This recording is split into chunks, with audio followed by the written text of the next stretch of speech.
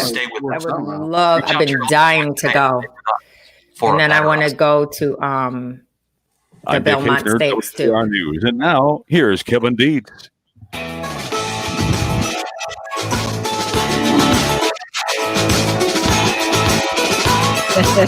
Dick's got it down. Voice of the Great Lakes. This is Paul W. Smith on WJR with Kevin Dietz filling in for Paul.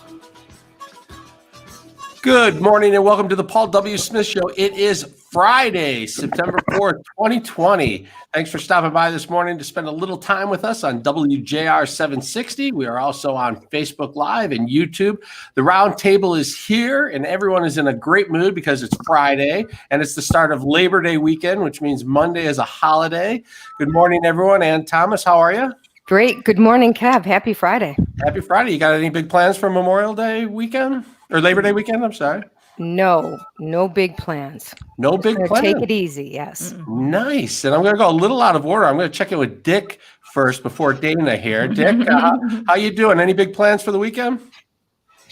Big plans, no. Little plans, yes. And I am 100% yes, sir.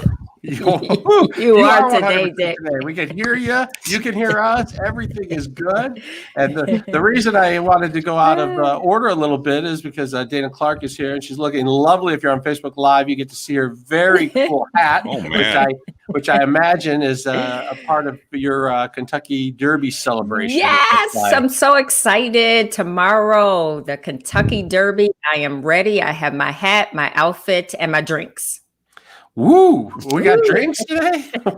What is going on here? I'm passing around. Mint juleps, right? Yes. Mint so juleps, good. that's right. This weekend is the 146th running of the Kentucky Derby. NBC carries it. It's 2:30. It starts, but it seems like they never run it till about 6 o'clock or something. It seems to go on and on and on. And the race is about 2 minutes and 2 minutes and all the buildup. Now it got moved this year because of COVID. Usually it's in May, right? And yes. So it got bumped a little, and I saw a story the other day, who the favorites were or who the polls were, but I don't remember yet. Usually, what happens with me is I watch the Derby because you suddenly hear about it, and you really can't miss it, and so all of a sudden, as they start to tell you about the horses and the jockeys, I start to get into it, and then I watch, and then as soon as it's over, you're thinking triple crown, right? And so, yes. So what do you do, Dana? Do you have a big party? Well, I have not had a big party. My dream every year is to go to the Derby. And then when it comes, I say, shoot, I didn't make plans to go because there's nowhere to stay. It gets packed. This year, obviously, it's at half capacity, even for spectators. It's cut down and they're supposed to be apart. So it won't be as exciting this year, but I am going to the Derby one year. I usually have a couple people over. This year, probably not. But so there's two ways to go to the Derby, right? You can go all fancy, all dressed up with dress and hats and drink mint juleps, or you can go in the field, which is kind of chaos. It's like packed people, a huge party. Looks like a college tailgate or something like that. That's where I would probably be, in the bleachers, because I can't afford the Will big they do the bleachers this year, Dana? I don't know. I don't think so. Okay. I think it's going to be very small. Probably a select few horse owners and the like. Mm-hmm. Yeah. The more money you have, the better your chances are of being there. Yes. Right. Mm-hmm. Dick, do you watch the horse races? Do you like the Kentucky Derby, the Triple Crown? Yeah, I love it. Yeah, I like horse racing. Mm-hmm. Yeah. It's the most exciting sport to me. The most exciting 2 minutes in 2 sports. minutes. Yes, that's right. or as Secretariat did it, 1:59 2/5. Wow. Ooh. That once he gets his microphone on and his earpiece, he is full of knowledge. Look out. Look He is out. nonstop. Well, that's good. Well, we're gonna maybe Dana will teach us how to make a mint julep as the show goes on. We'll learn a little bit more about the celebrating part of the Kentucky Derby. All right, you are listening to the Paul W. Smith Show. Much more coming up. We're going to take a quick break here at 5:42 and check weather and traffic with Dana Clark. This report is sponsored by InvisibleFence.com. Invisible Fence brand introduces the all-new Boundary Plus Smart System. Advanced pet containment technology paired with new smart features keeps your pet protected in your yard. Visit InvisibleFence.com to schedule your free consultation. That's InvisibleFence.com. Just looking at construction, Kevin, Traffic First, also sponsored by the Carpenters Labor Management Partnership Team. Make a career change today. Join the skilled trades. The Carpenters LMPT contractors are looking for professional, hardworking individuals that want to build a career with great pay, full retirement, and family health care. Text JOB to 855-424-2562. That's JOB to 855-424-2562. 696 westbound at Woodward and Coolidge. Between Woodward and Coolidge, the right lane is closed for construction through September 11th. Now, WJR Weather First from the Weather Channel, sponsored by the Carpenters Labor Management Team. Hire the Carpenter LMP contractors for your next construction project. Their workforce is the best in Michigan, professional, safety conscious, and craft trained for every project. Hire the Carpenters LMPT contractors today. Call 877-477-LMPT. That's 877-477-LMPT. Beautiful looking Friday, as I mentioned yesterday. Cooler weather settling in here, 74 this afternoon after a nice breezy, cool start, but plenty of blue sky. Tonight, clear 55, suburbs a little cooler. Good looking holiday weekend. We're dry through Monday with temperatures in the upper 70s to low 80s. From the Weather Channel, I'm meteorologist Ray Staging on News Talk 760 WJR. It's 5:44 a.m. here on WJR. Let's check in with Rush Limbaugh. A couple of months ago, the Los Angeles City Council came up with a plan to deal with their coronavirus financial crisis. They decided to give city employees up to $80,000 to retire. If enough people took the money, the city could avoid pay cuts for tens of thousands of workers still on the payroll. That was the plan. Well, 2 months later, the Los Angeles City Council is taking another crack at the same problem because they can't seem to get their financial house in order. This time, they want to give 1,200 city workers buyouts and start mandatory furloughs for over 15,000 more. The furloughed workers would have to take one unpaid day off every 2 weeks. And here's the problem. Because of the shutdown, LA's tax revenues are way down. The cost of doing business is way up. But despite the financial crisis, some city union workers are balking at unpaid furloughs. They don't buy the idea that they are the ones that ought to take it in the shorts. They want their money on time, no questions asked. Now, before anybody pulls out their hankies to wipe over the plight of the LA city workers, to weep over it, remember this. Millions of Americans have lost jobs and businesses with no buyouts and no furloughs, while the Democrats who insisted on these shutdowns didn't give a damn. Maybe you should wipe something. Rush Limbaugh, noon to 3 today, right here on WJR. My friends, this has been a year. Don says he won a trip to the Derby, compliments of WJR. What? It was the Oh. 140th running. It was awesome, in all caps. 9 rows from the track down the stretch. Everyone needs to go at least once. Yeah, I would think that's true. Mm-hmm. So it says here, Churchill Downs will allow 23,000 fans at this year's Derby. Okay. 23,000. So 23,000. how many do they normally have? Ooh, probably triple. Oh, Probably wow. way Okay. more than that. Way But more than 23, that's a lot. That's a large number. 23,000. Yeah. I mean, there's a lot of room to spread out there, I suppose. I wonder if Yeah. they refigured it all rather than just have the stands in one area. So Dana, the 2015 attendance was a record, and it was 170,513 people. So you're right. It's a pretty significant number. Now, who do we predict is going to win this? I'm going to go. Well, the favorite is 'Tis the Law. Yeah, 'Tis the Law. That's right. Tis the Law is the favorite. I usually pick by the name I like, which is so lame, or by the trainer. Like, So you know, what are Not you lame. picking? That's how like 70% of people pick their horse by the name. Right, That's how right. people do the Final Yeah, Four. Dan. exactly, by the name. Or if it's like a basketball game, and I don't know it, I'll pick by the uniform. Like who has the best looking uniform? It's so lame. I don't know who this jockey is. Dick probably knows who won last year. He's a famous jockey. Dick, do you know? You know that famous jockey who? Yeah, but I've Right. forgotten his name. Me too. I think blanked out. he's the shorter guy, about 5'2". They're all, as opposed to like 4'9". Yeah, he's really good. So I need to do someone or something. I can't. Yeah, I can he's picture won him. quite a few. So you know what? I might go with Need to. Will you answer the call? New York Learn. traffic. I'm And saying find a New local York. It volunteer says NY traffic. NY traffic. So www.makeme-a-firefighter. I'd be more inclined to that one.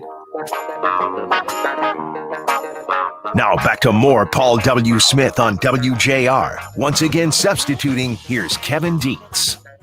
It's Friday, September 4th. We're heading into Labor Day weekend. I'm pretty excited. I'm going to get in the car after the show and head up north, and I'm going to go to Mullet Lake in Sheboygan on Friday today, and then I'm going to make my way across the bridge, which I haven't been across the Mackinac Bridge in probably 2 years, I guess, and going to go up to Tequamana Falls on Saturday. Oh, and that'll be beautiful. We're going to hike around. It's so pretty up there. If you haven't been up to Tequamana Falls, it's not far past the bridge. It's definitely worth the trip. And then we're going to work our way back down Sunday. We're in like a little fun golf outing that's over near Harbor Springs. And then we're going to work our way back down, maybe stop in Gaylord on our way back home. So I'm going to be bopping all over the state. Great weather too. Yeah, I should be able to get over the bridge because I don't think there's not going to be a Labor Day bridge walk. They're not going to be doing that. That's a big deal up there. Thousands of people would walk across that bridge, and then they whittled that down some for safety reasons after 9/11, and then with COVID this year, they've canceled it completely. But take a little bit of fun out of the up north weekend plans. Joe Biden has got some plans this weekend. He's making plans to come to Michigan next week. He's going to come on Wednesday. I was wondering what you guys thought about that a little bit, because there was a story floating around yesterday in the papers, and a lot of people talking online saying that if Joe Biden doesn't come to Michigan, he won't win Michigan. And you remember Hillary Clinton kind of dissed Michigan, and then Donald Trump had won.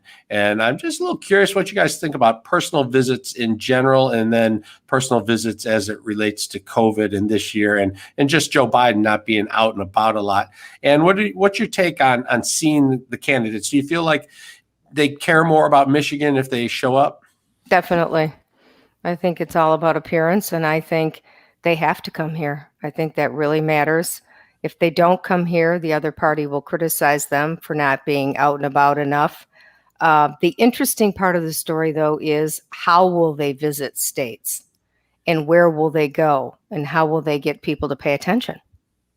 Yeah, they said that they're going to create an audience, but not a crowd, whatever that means. So they're going to have some dignitaries and some people, but not a rally per se, not a big crowd like you might imagine. And I guess they'll just be counting on news, TV and radio and newspapers to get the word out and show them in Michigan to show that it's important. Dana, do you vote based on who's paying attention to Michigan or who's paying attention locally, or do you just feel like I want someone who's in line with the way I think and feel?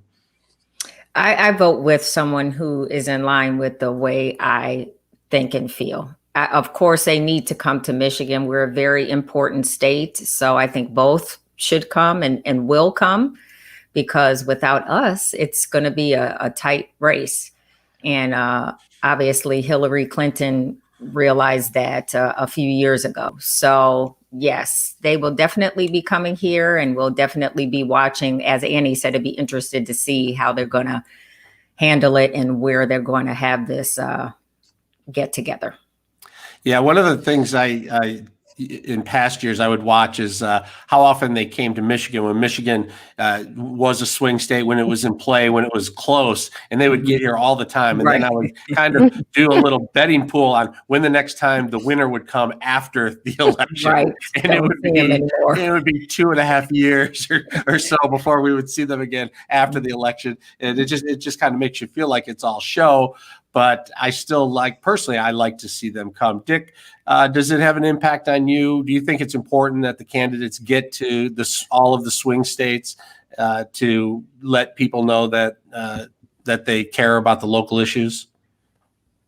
I agree entirely with Ann. She is 100% correct. Yes, they have to come to Michigan and the other states, and they will. I think it'll be a well-worn path to the contest states.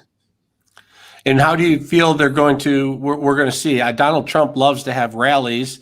Joe Biden has been social distancing and wearing his mask everywhere he goes. What do you think it'll look like when Joe Biden comes on Wednesday? And what do you think it'll look like when Donald Trump makes his way here?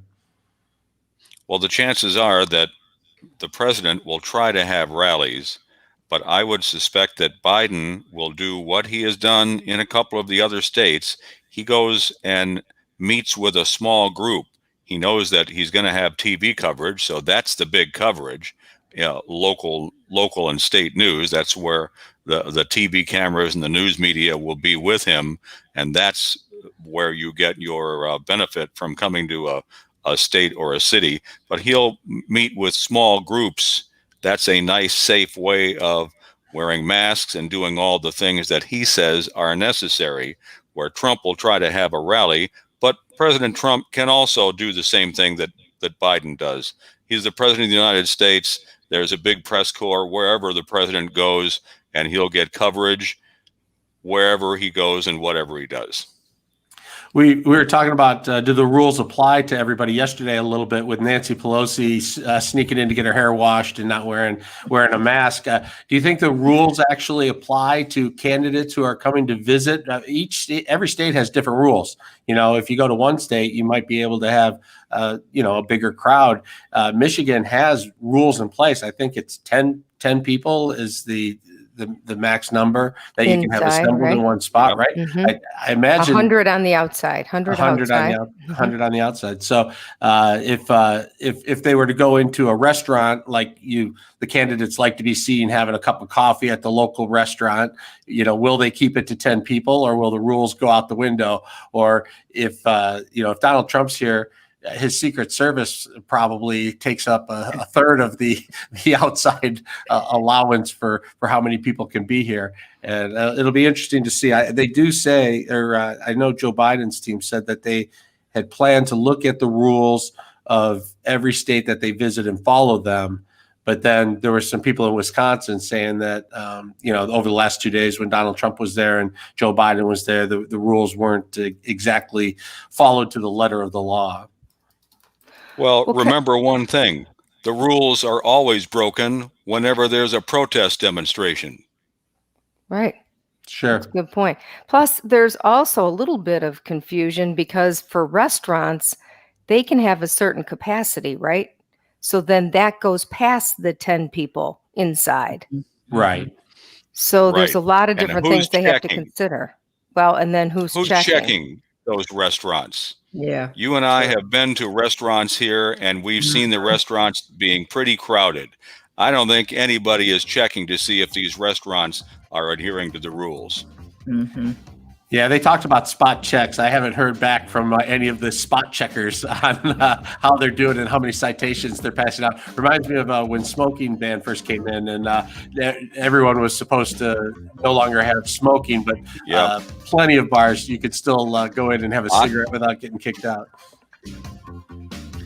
All right, we're going to take a quick break. I have a favorite in the Kentucky Derby. I'll tell you who it is after Okay. the news. Okay. Oh, a tease. We got a tease. We got a tease. All right. You're listening to the Paul W. Smith Show. It is 5:57. Let's check traffic and weather with Dana Clark. This report is sponsored by InvisibleFence.com. Invisible Fence brand introduces the all-new Boundary Plus Smart System. Advanced pet containment technology paired with new smart features keeps your pet protected in your yard. Visit InvisibleFence.com to schedule your free consultation. That's InvisibleFence.com. We do have an accident, Kevin, just reported in Bloomfield Township, a closure. Hickory Grove, both directions eastbound and westbound between Lasser and Telegraph. Multi-vehicle crash there. Police are on the scene. Please avoid the area. Now, WJR Weather First from the Weather Channel, sponsored by Shelving.com. Shelving.com helps optimize warehouse space with its selection of storage products like Unirack, pallet racking, mezzanines, and high-density storage. Do you need to take control of your warehouse space? Visit Shelving.com and download their free Warehouse 101 ebook. That's Shelving.com. We rack your world. Great weekend this Labor Day. Starting off today, sunshine, a high of 75. Tonight, clear skies, 56. Saturday, some clouds, some sun, very slight chance of a rain shower, a high of 77. Sunday, partly cloudy. Then more overcast in the afternoon, but some peaks of sunshine, not to worry, a high of 75. Then Monday, Labor Day, looks like it's going to be overcast, but we're going to stay dry, a high of 79. Clear skies, 60 degrees. I'm Dana Clark, WJR News with Dick Hafner in 2 minutes. Hi, I'm Rick Edelman with a warning. Millions of people are buying stocks they think are. Now, Dana, in case we might like to try a mint julep, could you tell us how to make one? Yes, I have Could you give us a little advice, just Are in we case ready? we might want to try You one. might. You want it now? I think that'd be a good time. Okay, so here are your ingredients. First of all, most important, the bourbon. Whoa, look at that.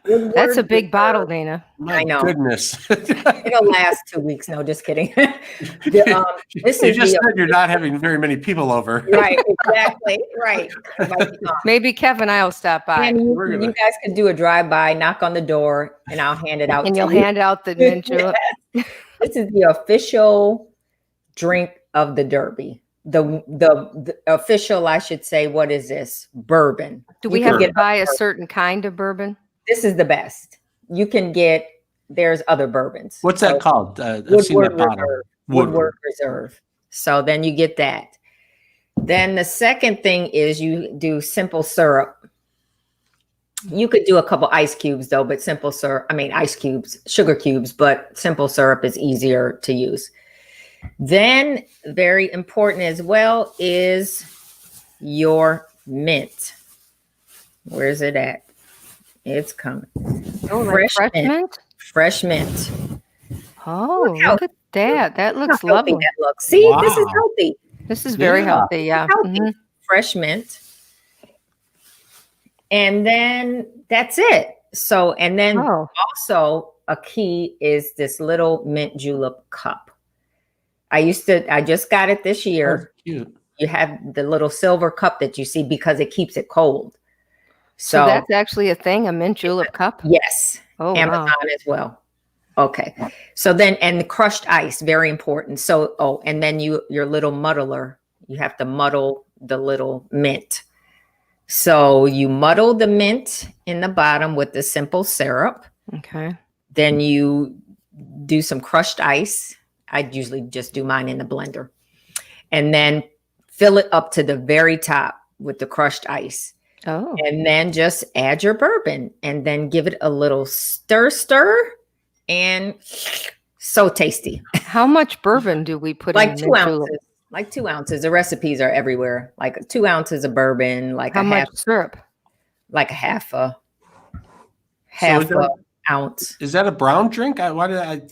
think a mint julep was a green? It had Well, green I said coloring. or mint, something. 'cause then you put the mint on top. Just on After top, you just get it the- up, you're right. You stick the mint on top. And how would you describe the taste? Would you say it's It's the simple syrup makes it a little bit sweet, but Okay.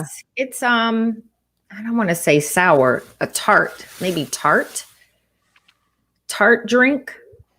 But if you don't like bourbon, you probably will not like it. But it's tasty just to try. After the first one, they all taste good. Well, sure, there's that. Right.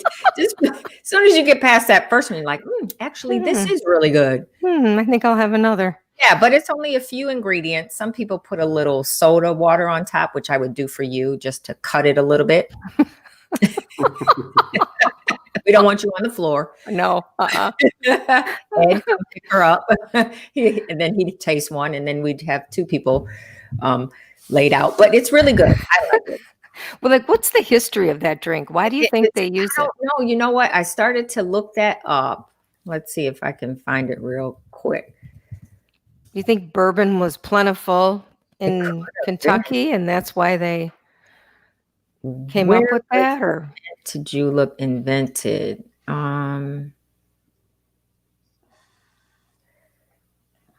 Brief history. Here we go. So Don says that the Derby mint juleps are served in glass tumblers. They were $11 each. Oh, that's you keep cheap. the glass. We came home with 20 or so. Oh, wow. Don. That reminds me of the when they ran the car race on Belle Isle. Yeah. You would see these people. They'd have the cups. You kept the souvenir cup, and they'd hook together or whatever. They'd have like all the way down their leg on both sides. It's like, did you have 20 beers? You know, Like, you're like, yep. Well, So Bill said there's no real explanation to why it be the official drink back in 1938, but they served 120,000 juleps over the 2 days of the race. 120,000? Yes, so Bill and some go up Cox, to $1,000. what? Yeah. So Bill Cox says, don't forget it's Kentucky bourbon. So Yes. it did probably This start. is Kentucky straight bourbon whiskey.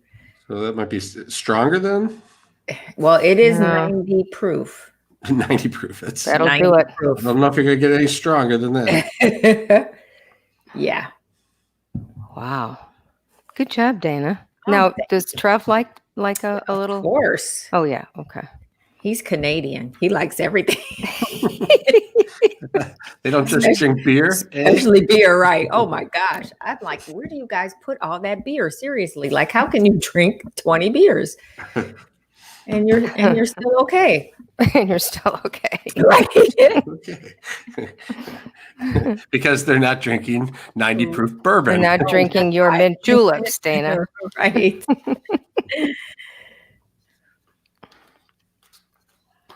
Well, we'll have to give it a try and report back Yeah, to you. give it a try. Just, a little sippy.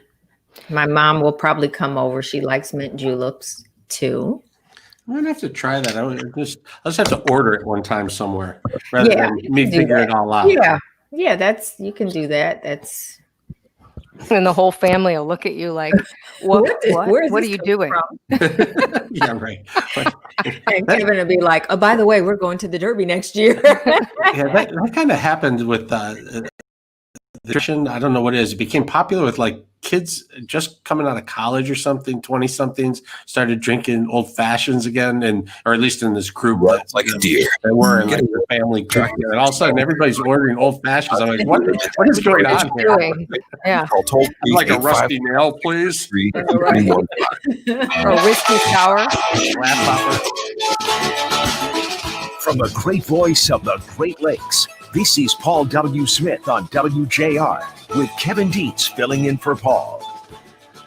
It's Friday. You're listening to the Paul W. Smith Show. It is September the 4th, 2020 at 6:06 in the morning, and the roundtable is here. And Thomas, Dick Hafner, and Dana Clark. Dana Clark, if you're watching on Facebook, has her Kentucky Derby hat on. And Dick Hafner, I understand, is going to tell us who is going to win the Kentucky Derby in advance of the race Saturday.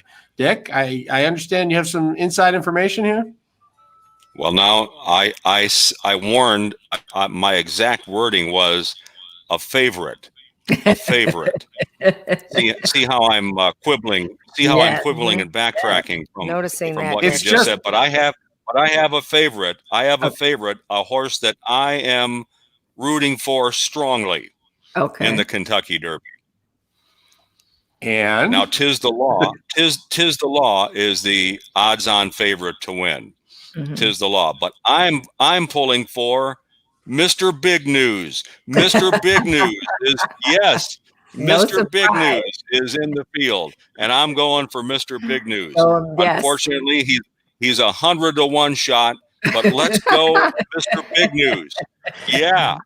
I agree. That's you, Dick. That is you. That's perfect for you. That's I'm perfect. gonna predict that Mr. Big News is gonna say "'tis the law" and "you're busted" is gonna win the Derby. Dana, during the break on Facebook, you told our Facebook fans how to make a mint julep. Can you give us the shortened version here for our radio? Short version is you need the good bourbon. Woodward Reserve is the official of the Kentucky Derby, but any bourbon will do. You need a simple syrup or a couple of sugar cubes. You need mint, fresh mint to muddle and place on top. And then you need your little mint julep cup. If you don't have one, other cups will work. And then the key also is the crushed ice. You have to crush the ice and fill it to the top. That cuts some of the strong bourbon. So recipe, it's only a few ingredients. There you go. So try Dana's special recipe this weekend, and then report back to us on how that worked out. And I don't think I've had a mint julep before, and I'm going to have to try one. That's crazy that it's been that long without. It's time. It's Dick, time. You've had one, right? You've had one, right? Yeah. Did you mention bourbon? Yes. Yes. He's having one right now, Dana. He's starting early, Dana. So I wanted to let people know. I wanted to let people know who are listening on the radio and on Facebook that today we have Governor Gretchen Whitmer coming up, and if you have questions that you'd like to ask her, we want you to be involved, and you can text your questions to 1-800-859-0957, 1-800-859-0WJR, or if you're on Facebook, you can simply type in your questions in the comment bar, and we'll ask the governor some of the things that are on your mind. And we also have the former governor on today, Rick Snyder, who made some big news yesterday by endorsing Joe Biden, a Republican governor endorsing the Democrat running for president. So we will be talking to him too, and you may have some questions for him as well. And if you do, you can text those along as well, 1-800-859-0WJR, or drop them on our Facebook Live comments, and we will get those in. What do you guys think about the governor's big news? Gyms are open and ice rinks are open.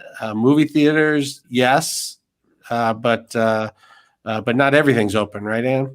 That's right. What about theaters and what about bowling alleys? That's right. Theaters did not get the okay yet. Now, bowling alleys, I think, did get the okay, but not for a little longer time. I read the leagues will be allowed to come in, right, Dick? Is that what you've read? Right. Leagues, yes. Open bowling, no. Okay. And as we talked to Brian Kelly yesterday, the former lieutenant governor from the Small Business Association of Michigan, he said that the league play was about 80% of the revenue for bowling alley owners. It was like, he described it as if you miss league play, it's like a retailer missing December, missing the Christmas season. He said, so league play is make or break. Here's a big problem, though. A lot of the league players, in fact, many league players, if you're in a serious league, you go open bowling because that's where you practice. It's not like golf where you just go out to a driving range or even to a big field and hit golf balls. In bowling, if you're going to practice bowling, you have to go to a bowling center. Oh, that's a good point. True. You could, if you have a flat driveway, Dick, you can set some pins up in the driveway and roll the ball down your driveway. Go old down school. The street. Now, also high school sports. We should talk a little bit about that too, because it sounds like coming back. Football's coming back soon, right, Kev? Yeah, I mean, everybody's been talking about the Big Ten or college football coming back, and people talking about, well, it might be too dangerous to bring it back. And all of a sudden now with the governor's order, high school football is coming back, and they're going to get going in early September. And I heard the head of the Michigan High School Association say that they're going to start practicing next week, and they're going to get the pads on and get ready as quickly as possible. It'll be a shorter prep season than usual, but they're gonna get going, and they're going to play games. I can't remember the date that they're going to start the games, but I know it's coming up in September. Did you see that, Dick? What the date was? It's the 17th. Put you on the spot, but yeah, the 17th. Yeah, I'm pretty sure it's the I 17th. think it's 2 weeks. Right. Mhm. Now teams have been working out. Teams have been getting together, and they've been doing everything except the on the field in pads practices. So the teams are more advanced than you might think. The kids haven't just been sitting around waiting for the governor to say something. And the governor warned against contact sports. She was saying that they were going to allow sports, but she recommended against contact sports, but was going to leave it up to the schools and the association. And they almost immediately said, "We're going to do it. We're going to play." Now, will all these players be tested in high school, or? Good question. And they're going to have some safety restrictions. There were a lot of restrictions. We'll ask the governor about this, but her executive order also had a long list of things that had to be done in order for these things to happen, and that included the opening of gyms and everything else. But they're going to have to do something. It's interesting to me because the threat of COVID hasn't changed at all. It's just how much room is in the hospitals. COVID is still COVID. We haven't changed that. So now we're going to let people in gyms, and we're going to let them play football. So really, it just comes down to availability in the hospitals. And I'm kind of curious. There's been availability for a while, but so I wonder what changed that made the decision go today versus a week ago or 2 weeks ago. I'll have to look back and see exactly when those numbers in the hospitals went down, but they've been down for a bit. So, all right, much more of the Paul W. Smith Show is coming up. It is 6:14. Go, on a Mr. Friday. Big News. Go, Mr. Big News in the Go, Kentucky Mr. Derby. Big News. You got to take a long shot to win big, right there. That's right. All right, let's check traffic and weather with Dana Clark. This report is sponsored by InvisibleFence.com. Invisible Fence brand introduces the all-new Boundary Plus Smart System. Advanced pet containment technology paired with new smart features keeps your pet protected in your yard. Visit InvisibleFence.com to schedule your free consultation. That's InvisibleFence.com. We are watching a closure, Kevin, in Bloomfield Township. This is along Hickory Grove, both directions, eastbound and westbound between Lasser and Telegraph, shut down there due to a multi-vehicle crash. Police are on the scene. Please avoid the area. Now, WJR Weather first from the Weather Channel, sponsored by Pain-Free Life Centers of Troy. Pain-Free Life Centers in Troy has the only FDA-approved high-intensity, high-dose laser therapy program to help you manage your pain. No drugs, no injections, no surgeries, no side effects. Pain-Free Life Centers is so confident in what they do that your consultation and first treatment are free. You have nothing to lose but your pain.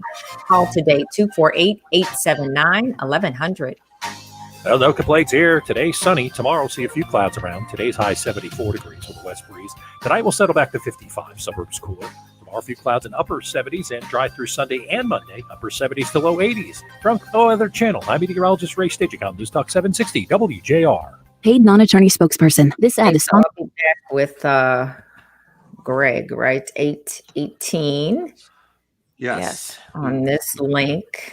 And we're doing Mulan. We're You doing got that? Mulan. And do you have a worse sequel movie? I cheated. I looked I Googled what were the worst did too. sequels. And none of them jumped out to me especially. So I think my worst sequel ever is Honey, I Shrunk the Kids 2 or Honey, I Blew Up the Kids. My kids used to love that. Because they didn't say like the first movie had to be good for the second one to be bad, right? It just had to earn a sequel. I actually, in reality, I think my worst sequel was I was mostly disappointed with the Arthur remake because I loved the original Arthur so much.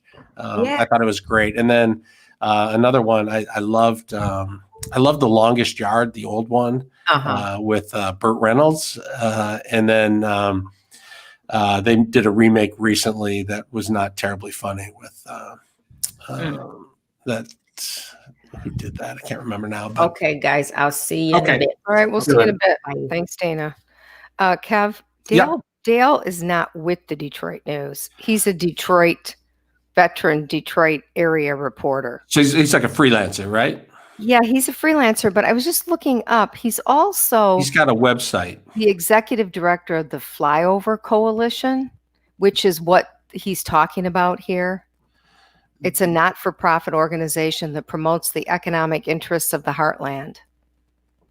You know, Flyover. Yeah, but he's a writer who's been around as long as you and I have been around. Yeah. And he's done a lot. Say that one more time. The Flyover organization. The Flyover Coalition. A coalition. It's a not-for-profit. It's kind of what he's talking about here. Right. Learn more. In fact, more and more people are going to come and choose here because we've got more open air and open spots.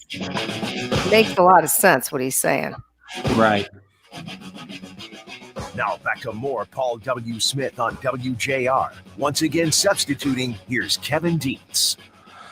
There's so many different things being impacted by COVID, and most of them seem to be negative, but Michigan might be able to find a silver lining in all of this in the real estate game.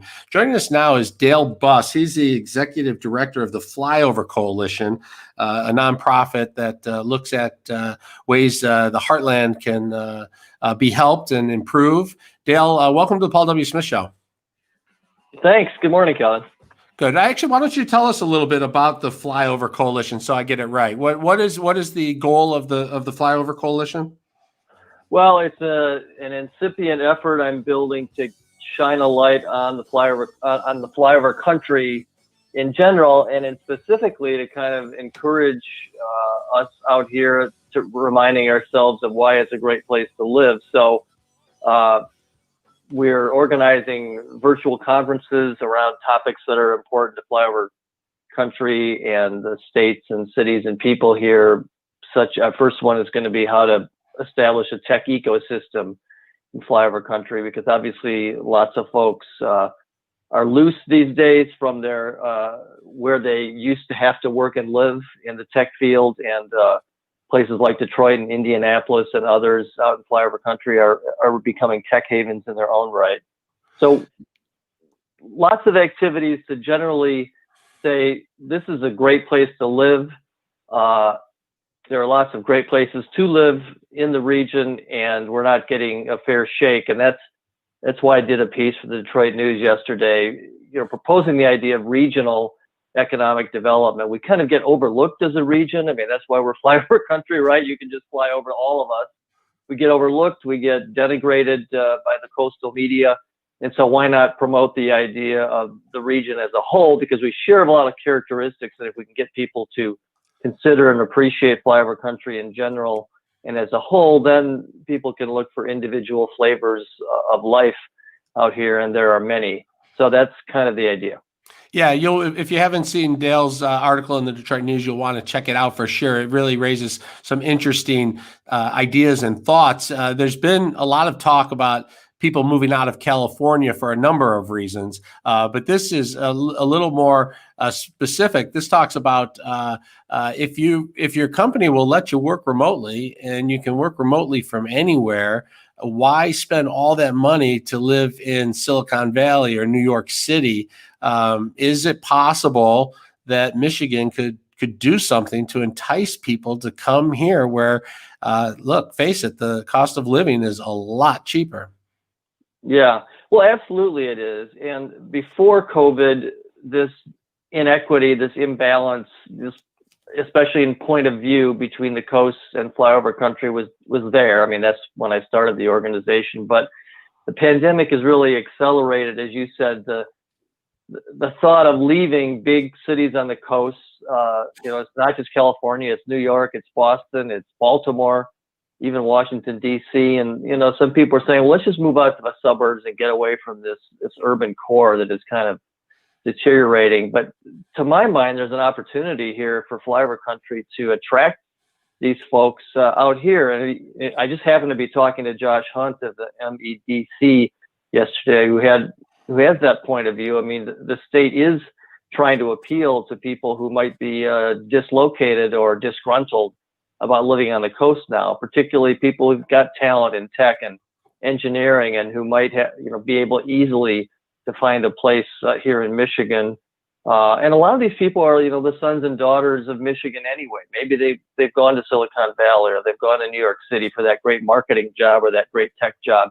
And now those places aren't what they used to be. So post-COVID, there's a real opportunity for Michigan, to get some of these folks. And, we can use good people, especially people who are familiar with and maybe even love where they grew up. And so that's not just the case with Michigan. My point is it's the case for all of flyover country. And we can really be effective maybe if, instead of being this featureless blob that people from the coast just fly over, let's make it more compelling for them to take a look at what actually is here, get more granular, get down and look at places like Detroit and Indianapolis and Milwaukee and Omaha and Little Rock and understand them. And, maybe you'll end up deciding they're great places to live because, as you mentioned, the cost of living is much lower. Housing is much less expensive. And, these are great places to live. And we all know that in Michigan. How does the workforce feel about the idea of leaving the big city and moving somewhere else? Are they there because that's where the job is, or are they there because for the weather or for the the entertainment or the big city life? Are people open to the idea of working somewhere in the heartland? Well, people are on the coast for a whole bunch of different reasons. One of them is this perception deficit, let's say, what it's like to live somewhere in flyover country versus what it's like to live on the coast and the glamour and the weather and all that. Well, you know what, folks? A lot of that's gone. A lot of that's over. I mean, think about New York City. If you were a financial or marketing or tech worker in one of those towers in Manhattan, hey, the lights are off.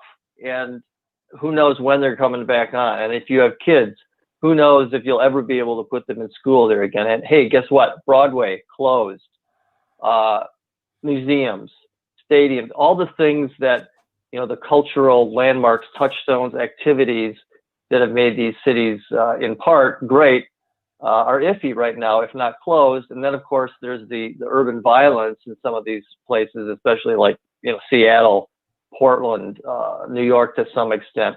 All of these things are both discouraging and dislodging the people who live there. So if you're a millennial, you've got a couple of kids, you live in suburban New York City, you work in town and your kids supposedly go to school in the suburbs. It's like, what's there for you anymore? And will it ever come back? So out here, more of us are functioning, more of our cities are functioning. We weren't hit as hard generally by COVID. We have a different point of view, different lifestyle, lower cost of living. I think it's time for us to appeal both regionally and individual efforts by states to get some of these folks. I was talking to somebody a couple of weeks ago. A friend of mine lives in LA. He said he's got like 10 years left in his before he retires. He owns his own business and he's kind of winding it down, and he feels like he can do it remotely to some extent. And he was actually here in Michigan, and he was up in northern Michigan looking at property. He was saying that the difference of what $1 million will buy you in LA versus what $1 million will buy you in northern Michigan is unbelievable. And that he doesn't just have to move to the UP. He could be king of the UP. He could be king of the UP. He could have half of the UP. Yeah, exactly. But that's the way they talk out there because everything's expensive out there, And the idea was maybe get a very small place in California, a small apartment, and invest in property here in Michigan, and then even northern Michigan, which is beautiful. But it is a real thing. It is, and one of the things about COVID is that the work is different now, and it appears as if this notion of working at home, which was forced by the pandemic, is here to stay. It's here for the long term. So I was talking to a Silicon Valley CEO for this piece I did for the news. He said, yeah, the the leakage out of places like San Francisco and New York is very real. Why do we have to worry about maintaining these fancy headquarters, expensive headquarters in these places, and having people all congregate when people are comfortable working at home? And those jobs can be anywhere. And so that's our cue here. That's our dog whistle in flyover country. If those jobs can be anywhere, then those jobs can be out here. And all right, Michigan, let's get our act together and recruit all these coastal people back to Michigan. That's the key. All right. Dale Buss, Executive Director of the Flyover Coalition. If you haven't seen his article in the Detroit News, check it out. Thanks for being on the Paul W. Smith Show.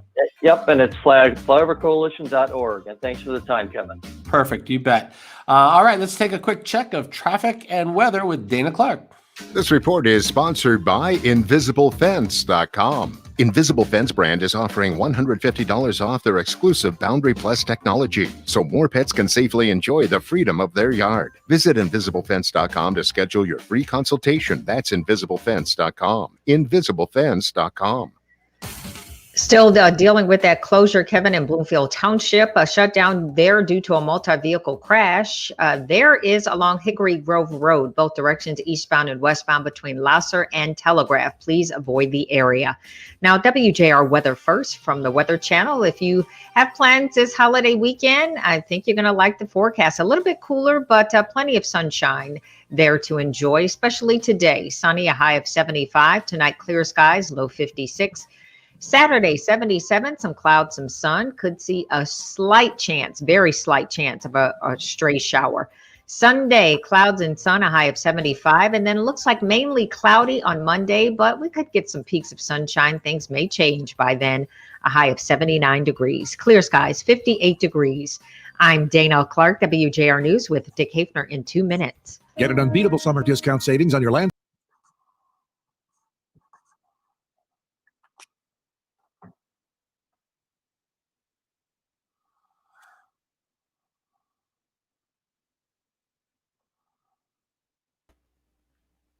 I like Dale's story. Yeah, that's really cool. It's a very good story. I think he's right too. Yeah, if the feeling out, especially in California, is so real. A lot of it's restrictions, politics, cost of living. There's just a lot of reasons people are looking into getting out of California. And there's stories about it all the time, moving to Texas, moving to Montana. But, Michigan could get in the conversation if they pitched it properly. You can get your story about aerospace. Mm-hmm. Yep. Yeah. I was talking to another guy I know in manufacturing the other day. He said that there were so many little small manufacturing plants, like 10 person plants that have converted over the past few years from automotive to aerospace. A lot of making drones and different parts and pieces for different aerospace things. That the business has been there, and it's just really starting to grow and grow and grow. It's going to be interesting. If Michigan can get out in front of that and stay in front of that, and some of these big companies are on board, you wouldn't believe the big companies that would come here. Yeah, I agree. I was looking at the actual Michigan order with regard to COVID-19. It's 50% capacity in restaurants. 50%? 50%. So technically you could get a bigger restaurant. Right. Right. And you could put. And you could have an outdoor deck too. Like, not that it's open anymore, but I was thinking of like that Royal Oak Hopcat, you have a big rooftop open door, or Hockey Town, maybe something like that. You'd be outdoors, and then you could have more people. I don't know. And then I guess it's, how do you want it to look? What's your messaging in your crowd? Do you want to look like you have a bunch of supporters, or do you want to look like you're being conscientious of COVID? Yeah, that's true too. I didn't think. Did you see that? I think you sent that to me. But that Sturgis Motorcycle Rally attendee died of COVID-19, which is that they all show up with the motorcycles and ride around. It's like talking. It's like when we talk to the state senator the Republican who's anti, shutdown, who catches it. Right. COVID's going to go where it goes. It doesn't matter who you are. Rhyme or reason. But when it hits somebody who's against it, it jumps out in the news. And that was a huge showing, wasn't it? Like 250,000. I remember it just because the images were so, all these motorcycles. Kind of like, whoa. But the interesting part about that nobody's really talked about, or I haven't heard them talk about, is on the other side of the coin, 250,000 people, and you only had a small amount of cases. That's interesting. Yeah. You did have cases. Of course you did. You're going to have it anytime you get a group of people together. But what was the actual percentage there? That might be something to look at. Yeah. Because that could be good news. There could be some good there. It's never good when somebody dies, though. That's terrible. Yeah. But on the other hand, it'd be interesting to look at that. So coming up here for Dr. Rafai, sometimes Dr. Rafai likes to mention the name of his company. Uh-huh. I just put Detroit area physician because sometimes when he's speaking about COVID, he doesn't like to talk. He doesn't like to have his company mentioned. He wants to speak as He's got rules. He's got rules as a Detroit area physician and dad. Okay. So maybe Danielle could ask him for us what he would like today. I guess because COVID's so controversial that he wants to be careful. So just so you know when you... he typically texts me that I got it wrong. I have a whole slew of people who text me you that you got it wrong. I know. It's okay because with him I don't always feel so bad because it's always changing. But Bridge, for that matter, it was Bridge Magazine and now it's Bridge Michigan. And I heard you say that. I sort of get stuck on it. So is it Bridge Michigan Magazine or just Bridge Michigan? I think they've changed it to just Bridge Michigan. Okay, good. That's good. It was Bridge Magazine and now it's Bridge Michigan. Okay. Yes, that happens to us too. If you say something wrong, some people don't care how you introduce them, but other people do. I get that. I get it all the time. I just text him back and said, Ann should have told me that. I don't know what's wrong with Ann today. I have no idea. Right. She's really off her game. She's really off her game. That happens all the time. So everybody's used to that too. I'll tell you, these producers. That's what you need to do. You just go, I can't help myself. Yeah, that's all. Well, Benny wanted a call at like 7:30 to remind him. And, you told me that. We got to ask Danielle to call Benny. And he said, hey, can you have your producer give me a call at 7:30? I said, hey, the producer tells me what to do. I don't tell the producer what to do. And the producer never remembers to call people charge of your health. Call Dr. Brian Collar. Wake him up. Okay, I'll tell Danielle. Yeah, I'll let you and Dick here. More Paul W. Smith on WJR. Once again, substituting, here's Kevin Dietz. It is Friday, September the 4th, 2020, and we are heading into Labor Day weekend. Joining us is Dick Hafner. Dick, how are you this morning? Good morning, Kevin. I couldn't be better. 100%. 100%.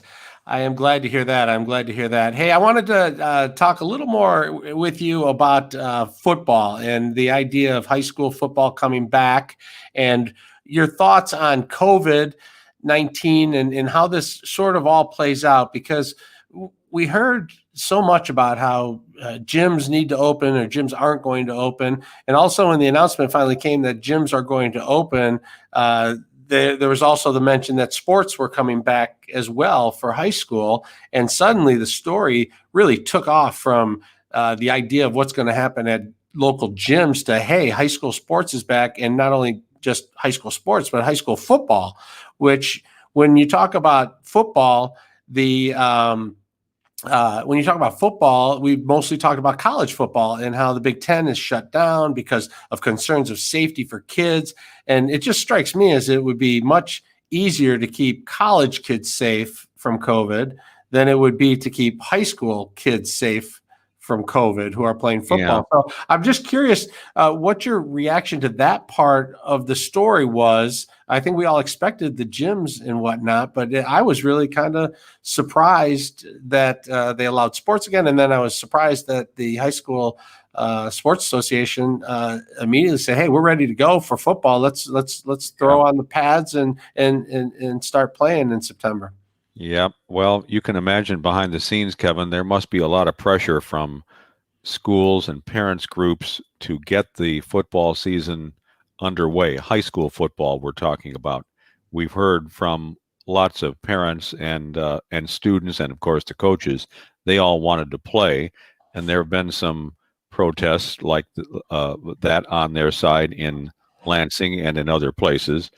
And while the governor gave the go-ahead to do this, and then the Athletic Association said yes, the governor and the state medical director, the chief medical officer, Dr. Caldoun, warned against it. They're warning kids not to play football. They're warning of the dangers of contact sports, but they gave the green light anyway. So they have imposed strict rules on, as many rules as you can on the players.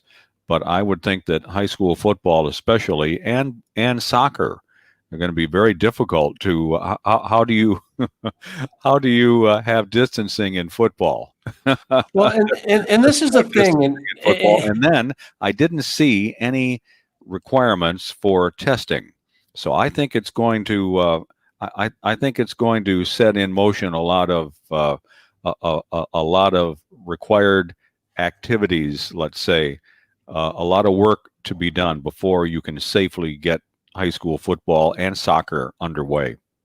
Yeah, and we have a doctor coming on the show today, and maybe I'll ask a couple of these questions because I'm not always clear exactly on the numbers. But as I watch the stories and we talk about these stories, we've been talking about the number of cases at Central Michigan University just exploding, and at Adrian, they're talking about possibly stopping in-person classes as COVID cases rise, and it makes me wonder if 20-something college kids are more likely to catch COVID than, say, 14, 15, 16, 17-year-old high school kids. I wonder what variances in those numbers of catching COVID, because it's hard to imagine. There is a variance though here. The variance is that if you're 15, you're living at home with your parents, and they are a control mechanism on all the things that you're going to do, or they should be. Where the kids, let's say at University of Michigan and Michigan State, those are not commuter schools. Those are live on campus or live off campus schools, and those 18, 20, 21-year-olds can do what they want, meaning they can go out to parties, they're at their frat houses, etc. That parent control is not there.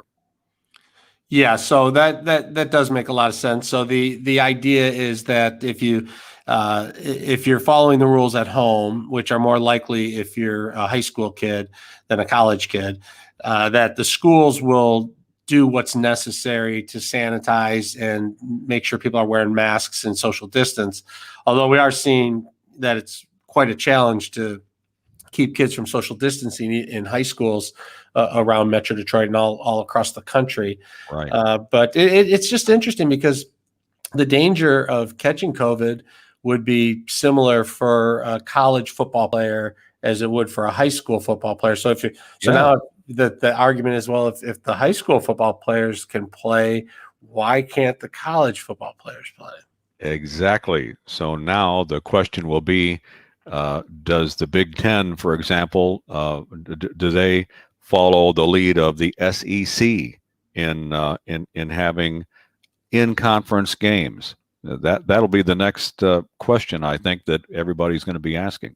And there's been all this talk about who gets to make the decisions. And in this case, with the opening of schools and what's happening at schools, the governor has sort of let the legislature weigh in a little more and is letting school districts make the decisions on a more local level, sort of district by district. And it makes you wonder when they recommend against playing contact sports, and then immediately they announce they're going to have contact sports if it gives her pause. Well, that's one question. Another question is that since in college the final decision rests in the hands of the university and college presidents, school districts don't necessarily have to send out their high school football teams. Every district will have to decide whether they will have their teams participate. So I think we're going to probably see a few schools, maybe more than a few, say that we won't be playing high school football. Yeah, or they're gonna start up and then they're just gonna suddenly stop because some team's gonna test and they're gonna have kids with COVID, and that's gonna be the end of it. But and that has happened so far in every sport, even the professional sports, where all kinds of precautions have been taking place. Absolutely. Dick Hafner, thanks for your thoughts on this. We're going to take a quick break on the Paul W. Smith Show. Check in with traffic and weather with Dana Clark. This report is sponsored by InvisibleFence.com. Invisible Fence brand introduces the all-new Boundary Plus Smart System. Advanced pet containment technology paired with new smart features keeps your pet protected in your yard. Visit InvisibleFence.com to schedule your free consultation. That's InvisibleFence.com. Slow ride along 75 northbound between 8 and 9 miles. Still watching that closure. This is in Bloomfield Township along Hickory Grove, both directions eastbound and westbound. Between Lasser and Telegraph, a multi-vehicle crash has that area shut down. Police are on the scene. Now, WJR Weather First from the Weather Channel, sponsored by Shelving.com. Shelving.com helps optimize warehouse space with its selection of storage products like Unirack pallet racking, mezzanines, and high-density storage. Do you need to take control of your warehouse space? Visit Shelving.com and download their free Warehouse 101 ebook. That's Shelving.com. We rack your world. Nice cool start with a light breeze around. A few clouds and sunshine into the afternoon today. Only 74 degrees for a high. I go to a double nickel overnight tonight with a mainly clear sky. Saturday, a few clouds around, near 80 degrees, and near 80 through Sunday and Monday, the holiday. From the Weather Channel, meteorologist Ray Stitchik on News Talk 760 WJR. It's 6:44. Automotive Views with Jason Stein, publisher of Automotive News, is presented by Yazaki, fully connected to vehicle electrification. General Motors and Honda Motor Company said this week that they've signed a memo of understanding to form a North American automotive alliance that may include a range of vehicles sold under both brands and further cooperation on platforms. Yes, that's right. You heard it. Honda and GM. Welcome to the new world, one where alliances and partnerships are the way to move forward in a more financially prudent way. The agreement builds on a partnership announced in April in which GM will help develop 2 new electric vehicles for Honda that will be powered by GM's upcoming batteries. But this is so much more.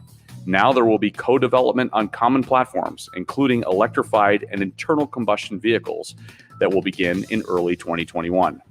These are 2 North American giants in the car space, and not long ago, putting these 2 companies together would have been unthinkable. A turning point, really, and a new reality, all in one.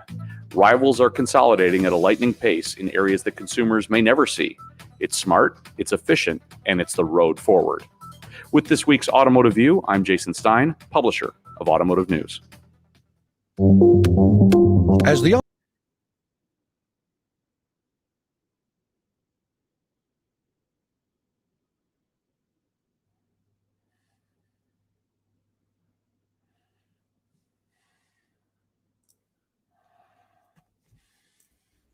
So, Kev, Yeah. for Dr. Rafai, his new company is Wjr Health. Wjr Health. He's the chief medical officer. Wjr Health. Wjr Health. So if he doesn't want just Detroit area physician, that is his title, chief What do you want today, or we're not sure? We're not sure. I asked Danielle when he calls. He's calling us, right? Yes. I asked Danielle to ask him what he would prefer. Okay. It used to be have some other something like reality meets science or something. Yeah. Yes. I like him a lot. Yes, I do too. Well, he is still the CEO of Reality Meets Science. Yeah. So he's got that company too. I'm just going to call him Doctor. CEO of Reality Meets Science. His wife heads up HR at Channel 4. Oh, really? Yeah, she's fantastic. Yeah, she's great. Right. Okay. I didn't realize that. She did. She interned with us, you know. Did she? Okay. Yeah, she was wonderful. Yeah. Dr. Ty was there. Okay. And Danielle, can you tell us what he's sending you his title, Kev? Oh, yes. So he'll, he's got a new thing going on here. So exciting. He's always working. Let's see what he's telling us.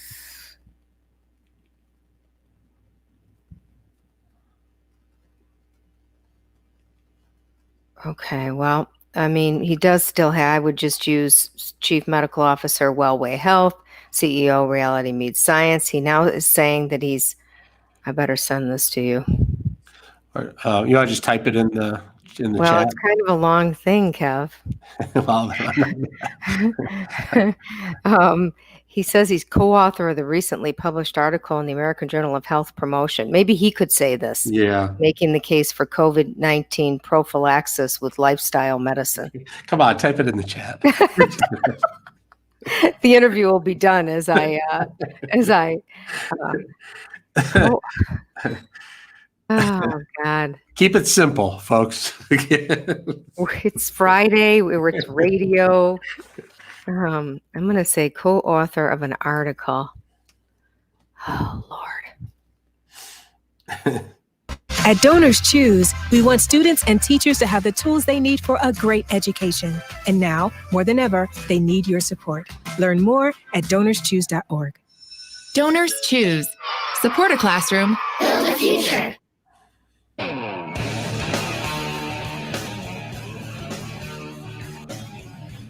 Now back to more Paul W. Smith on WJR. Once again substituting, here's Kevin Dietz. Governor Gretchen Whitmer has given the green light to fitness centers and pools and ice rinks and bowling alleys for league play. Watching this very closely has been Dr. Tom Rafai. Dr. Tom, welcome to the Paul W. Smith Show. Morning, Kevin. How are you? I'm doing great. So this is something you have been watching very closely, waiting to see when the governor would allow people back into the gyms. What is your take on the governor's decision, the way it has come out and when it has come out? Well, I think it's later than would have been appropriate. The CDC would have had gyms, exercise facilities running appropriately with preventive measures in phase one. Now, we have to put something into perspective here. There's a background of distorted fear. Surveys showing that Americans believe that maybe just a little less than half of people who die of COVID are under 55, when in fact it is well over 90% of deaths that are over 55.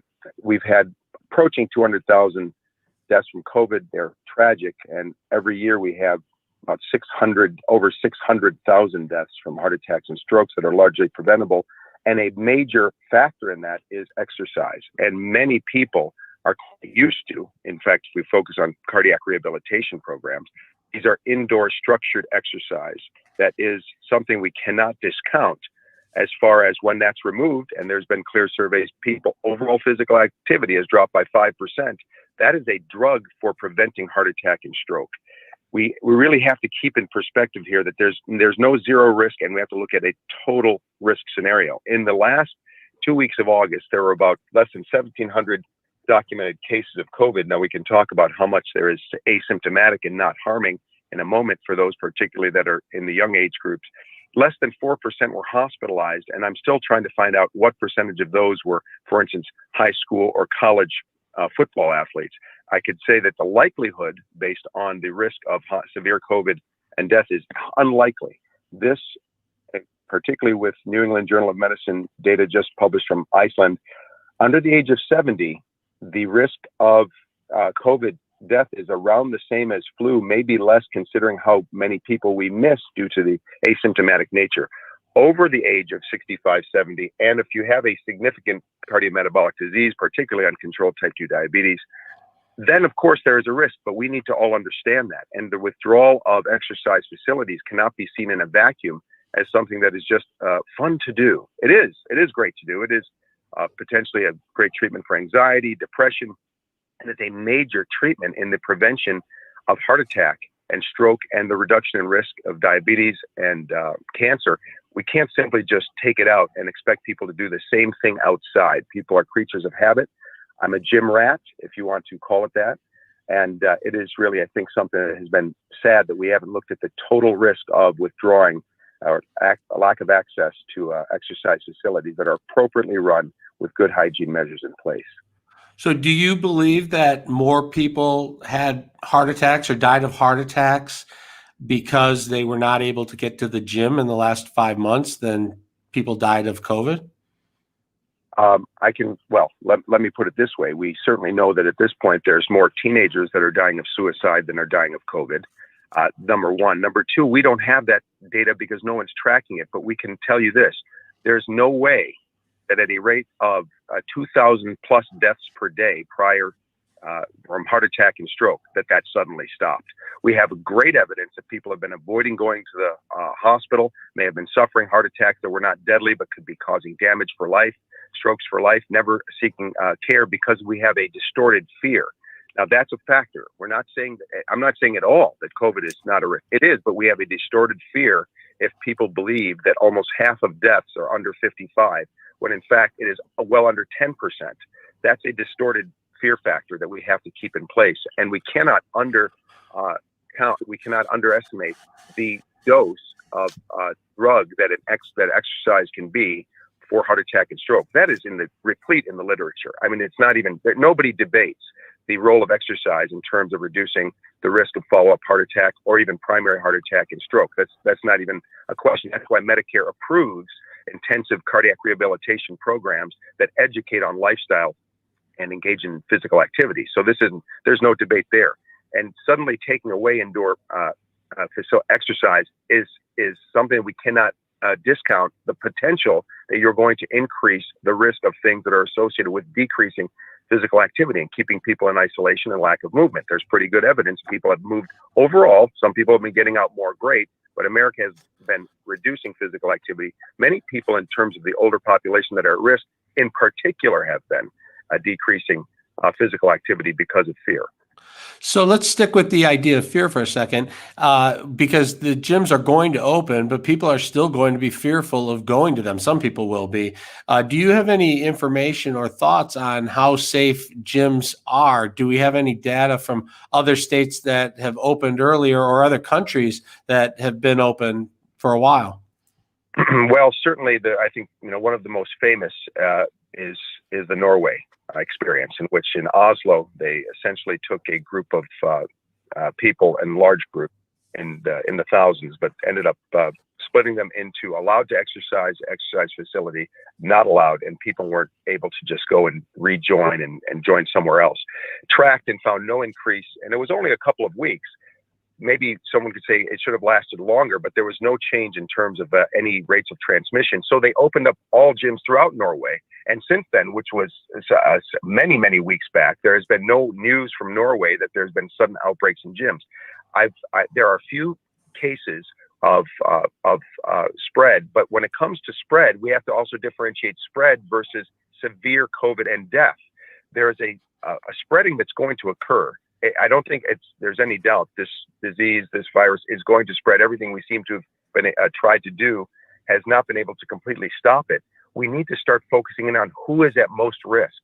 The CDC has put out a clear list. You can pick 65, you can pick 70. I would say you could pick 55 if you like, pick your age line, but it's certainly no less than 55, probably 65. And those under specific diseases, it's listed. I'll be happy to post it on my social media page. That is where the risk is. Beyond that, we need to have people be very well educated in terms of that risk line, age and disease-wise. Otherwise, getting the disease and having cases go up is not even necessarily as antithetical as many people may think. The spread of the virus among those that are young and healthy is almost surely going to be contributing in some way to herd resistance or herd immunity. That's just an issue we have to have people understand. The risk of death and severe COVID in those under the age of 65 and are healthy, high school football, college football, and people going to gyms tend to be health conscious. It's very low relative to the risk of not being. All right, Dr. Tom Rafai, thanks for being on the Paul W. Smith Show. We are going to check with traffic and weather with Dana Clark.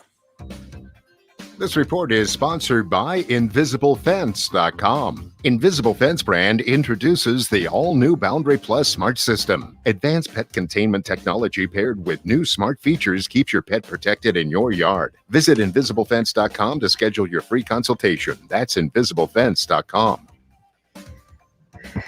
In Bloomfield Township, Kevin, still closed is Hickory Grove, both directions eastbound and westbound between Lasser and Telegraph. Multi-vehicle crash there, car upside down and off the road. Fortunately, reports say there are no serious injuries. Once again, avoid Hickory Grove, both directions eastbound and westbound between Lasser and Telegraph. Looking at an earlier incident that is clear along 75 northbound right before 9 Mile, still seeing delays from at least 8 Mile. Now, WJR weather first from the Weather Channel, expecting it to be a great holiday weekend. Could see some rain, just a stray chance on Saturday. Otherwise, it looks dry. Lots of sunshine today, a high of 75. Tonight, clear skies, low 56. Clear skies, 58 degrees. I'm Dana Clark, WJR News with Dick Hafner in 2 minutes. As the economy makes its way.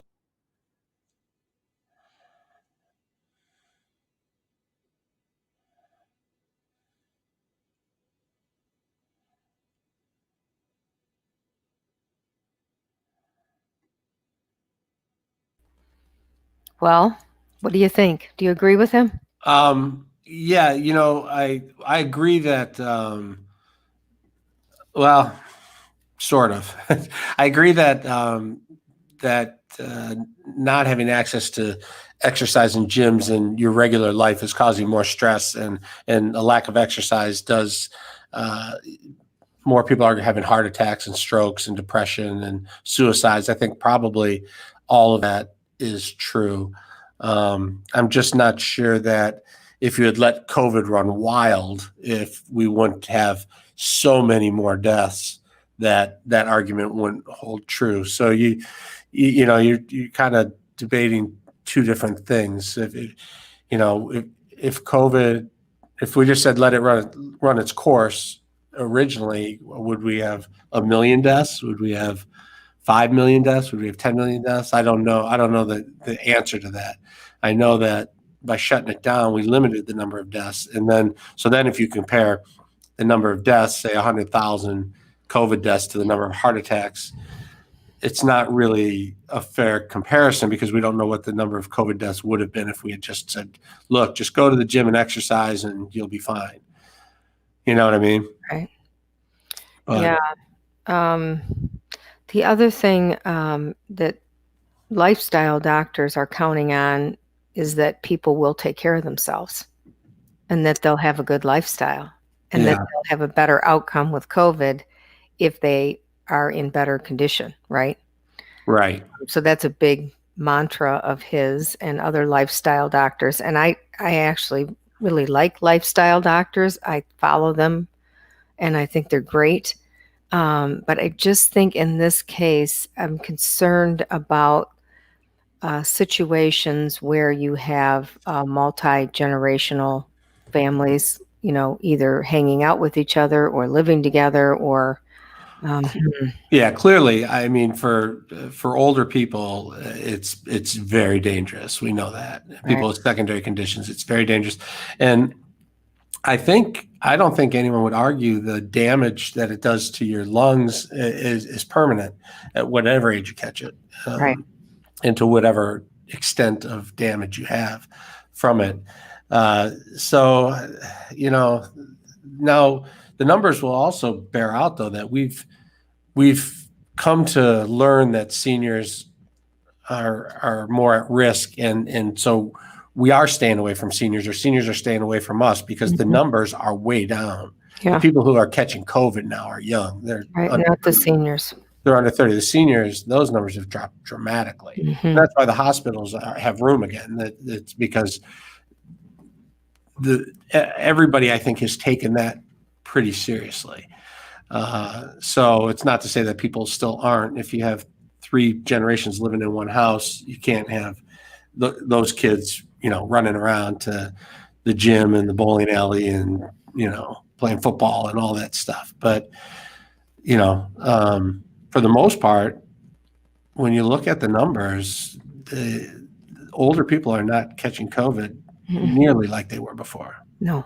Younger people, and the younger people are not going to the hospital. No. So the hospitals are pretty much back to normal. And they're not getting, the younger ones aren't getting as sick. Right. And so who's going to go to the gym? How old are you going to be? I see people in their 80s at the gym all the time. But if you have COVID, you're probably not going to. I'm sorry. If you're over 70, you're probably not going to go to the gym. What about 60? What about 50? I think he used the number 55. 55. I heard. So if you're 55, are you not going to the gym? Maybe that's fair, But if you're 35, can you go to the gym? And then I guess you watch the outbreak numbers. Like, it's just like the college campuses. I mean, basically, if you're going back to college, you're basically saying, "Oh, I'm good. I'm comfortable catching COVID." Well, it's interesting. I know a personal trainer who was saying that some of her older clients are the ones who are chomping at the bit to get back to work, and they want to come in. They want to go in and work out. They're kind of like, whatever, I'm ready to go. I'm sick of this. And they're older. So it's going to be interesting, like you say, to see who goes back right away, who's comfortable and is ready to roll.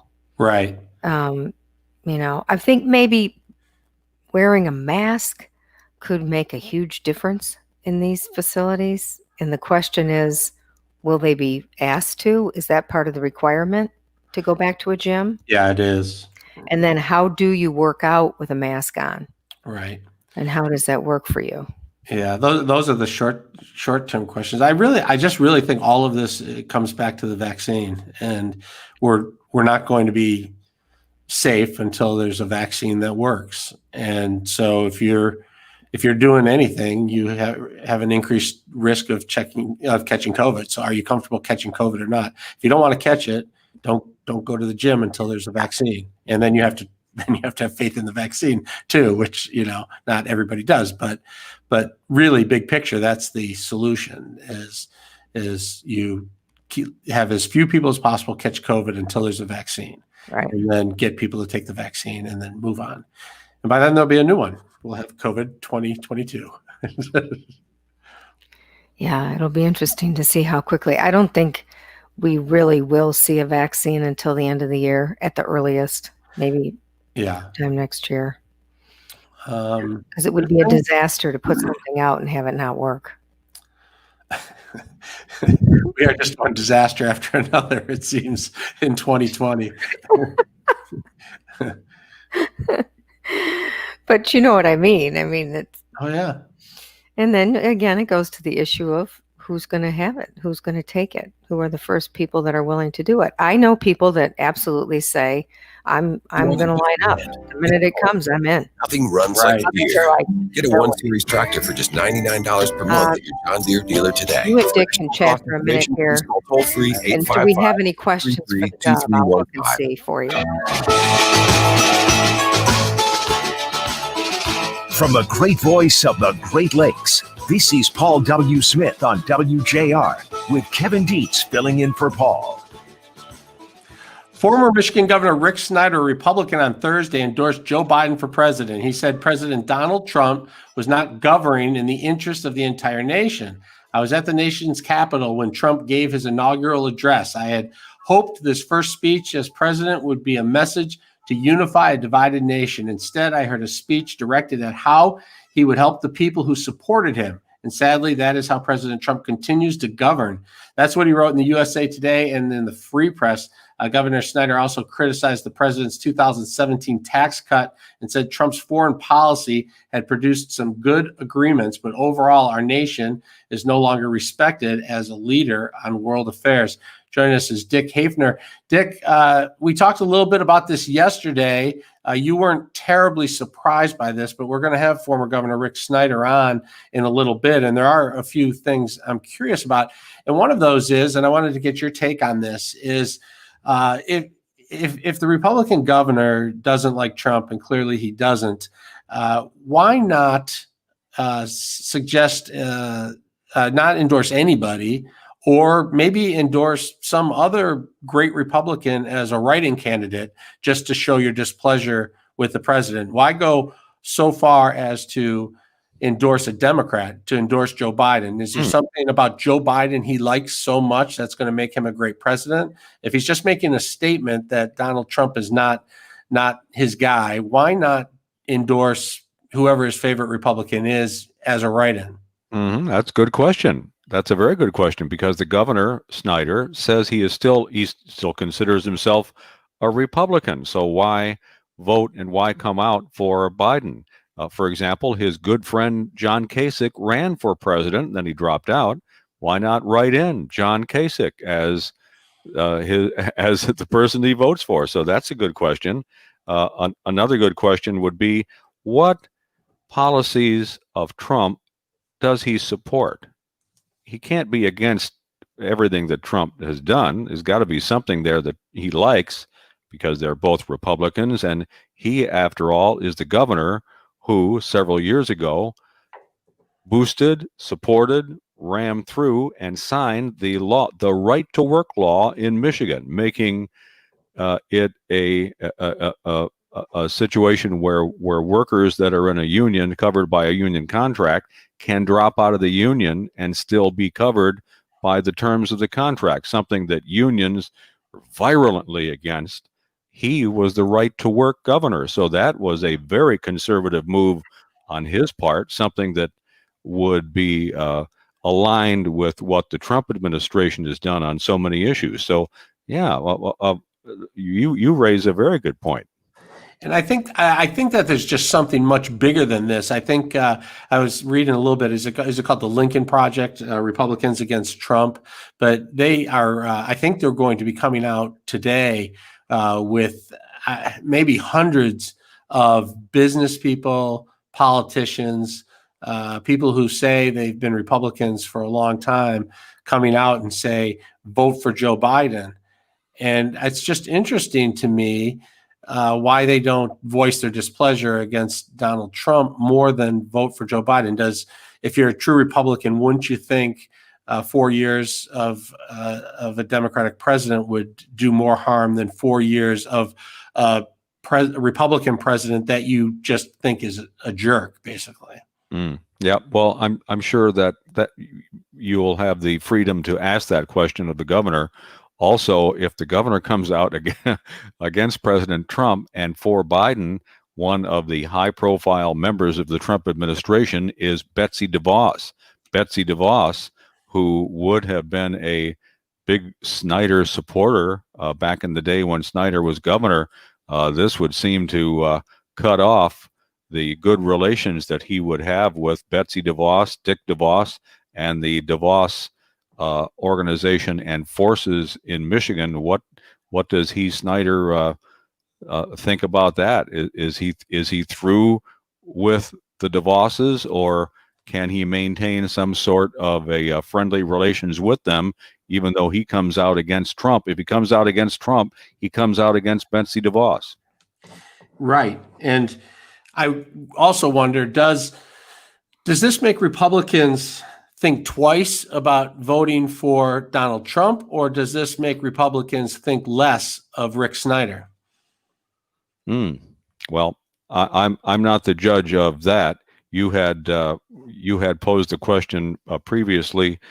Does this persuade Republican voters? I'm not sure that people look anymore at the endorsements of anyone. In fact, sometimes I think when we hear about a political figure endorsing somebody else for office, it's quite a it's quite a bodacious action on their part, thinking that they're so important that their endorsement is needed by the voters, that we just have to know who they support or who they don't. I'm not sure that Snyder, even the endorsement of a governor, a former governor, is that important to voters anymore, Republicans or Democrats. Yeah, Dick Hafner. After the break, we have Governor Whitmer coming up on the show, so you want to stay tuned and listen to that. And then later in the show, we have Rick Snyder. So we're going to get into a lot of this here coming up in the next hour. Right now, let's check with Jeff Sloan, founder and CEO of Startup Nation, to spotlight the entrepreneurial tech and startup community here on WJR. Good morning, Kevin. At a time when there has been so much challenge associated with running our businesses and simply living our lives, there are some positive stories during this time of the pandemic, and one of those just warms my heart. A recent article in USA Today highlights the story of what is described as perhaps the best year ever for our beloved four-legged canine friends, our best friends, our dogs. And while it's been a good year for our dogs, it's been a great year for the businesses whose business it is to help us take care of our dogs. Put simply, business is booming. Reasons for the surge in the business of caring for our dogs. First, we're home. Many of us are isolated and alone, and the cure? A dog to keep us company and love us unconditionally during quarantine. Second, more people have purchased or adopted dogs in record numbers, and that has led to record sales in services and products to take care of all of those dogs we now share our households with. 20% of respondents to a Nielsen survey in July said they've adopted one or more dogs between March and June, up from less than 5% over the same time last year. And the sale of dog-related products, well, dog leash sales increased to 44.6 million, up 13% for the 24-week period ending August 15th, according to Nielsen, which also reports pet toy sales increased 18% to 243 million for the same period. Online pet product store Chewy said it had its busiest quarter ever, ending May 3rd, with a 46% rise in net sales to 1.62 billion. And how about this one? Sales of dog diapers, that's right, have increased to 24 million for the 24 weeks ending August 15th, up 202% from the same period last year, according to that same Nielsen research. On the services side, visits to vets are surging. Average daily revenue of vet practices increased more than 14% from July 1st through the last week of August compared with the same period last year. Revenue from visits to vets for vaccines rose more than 21% during that same period.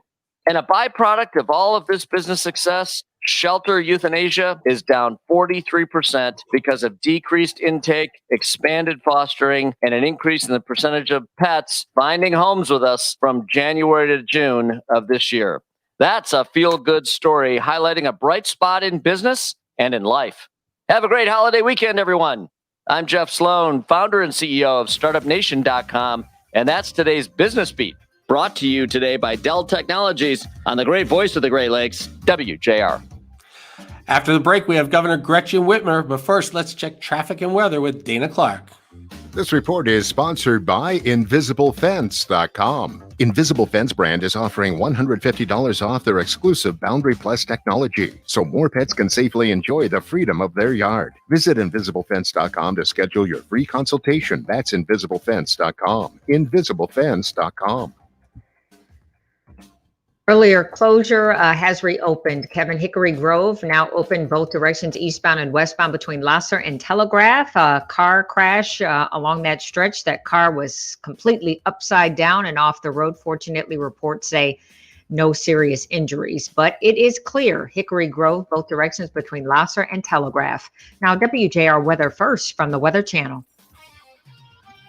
Beautiful looking Friday, as I mentioned yesterday. Cooler weather settling in here, 74 this afternoon after a nice breezy, cool start, but plenty of blue sky. Tonight, clear 55, suburbs a little cooler. Good looking holiday weekend. We're dry through Monday with temperatures in the upper 70s to low 80s. From the Weather Channel, I'm meteorologist Ray Staging on News Talk 760 WJR.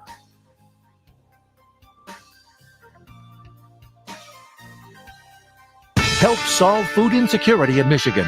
Hear thought leaders from across the state on Food First Michigan with Dr. Phil Knight and Jerry Brisson. Sunday nights at 9 on WJR, presented by Farm Bureau Insurance of Michigan and the Food Bank Council of Michigan. Know your risk factor for heart attack and stroke. Tune in Sundays at 3 to News Talk 760 WJR to hear about the latest diagnostic technology from Dr. Brian Collender. When you're stressed, you just don't feel like yourself. New Natrol Relaxia, a full line of drug-free supplements to help you manage occasional stress and anxiety. A special blend of herbals keeps you feeling calm and balanced throughout the day. Because when there's less stress, there's more you. Try new Natrol Relaxia. Learn more at relaxiamood.com. These statements have not been evaluated by the Food and Drug Administration. This product is not intended to diagnose, treat, cure, or prevent any disease.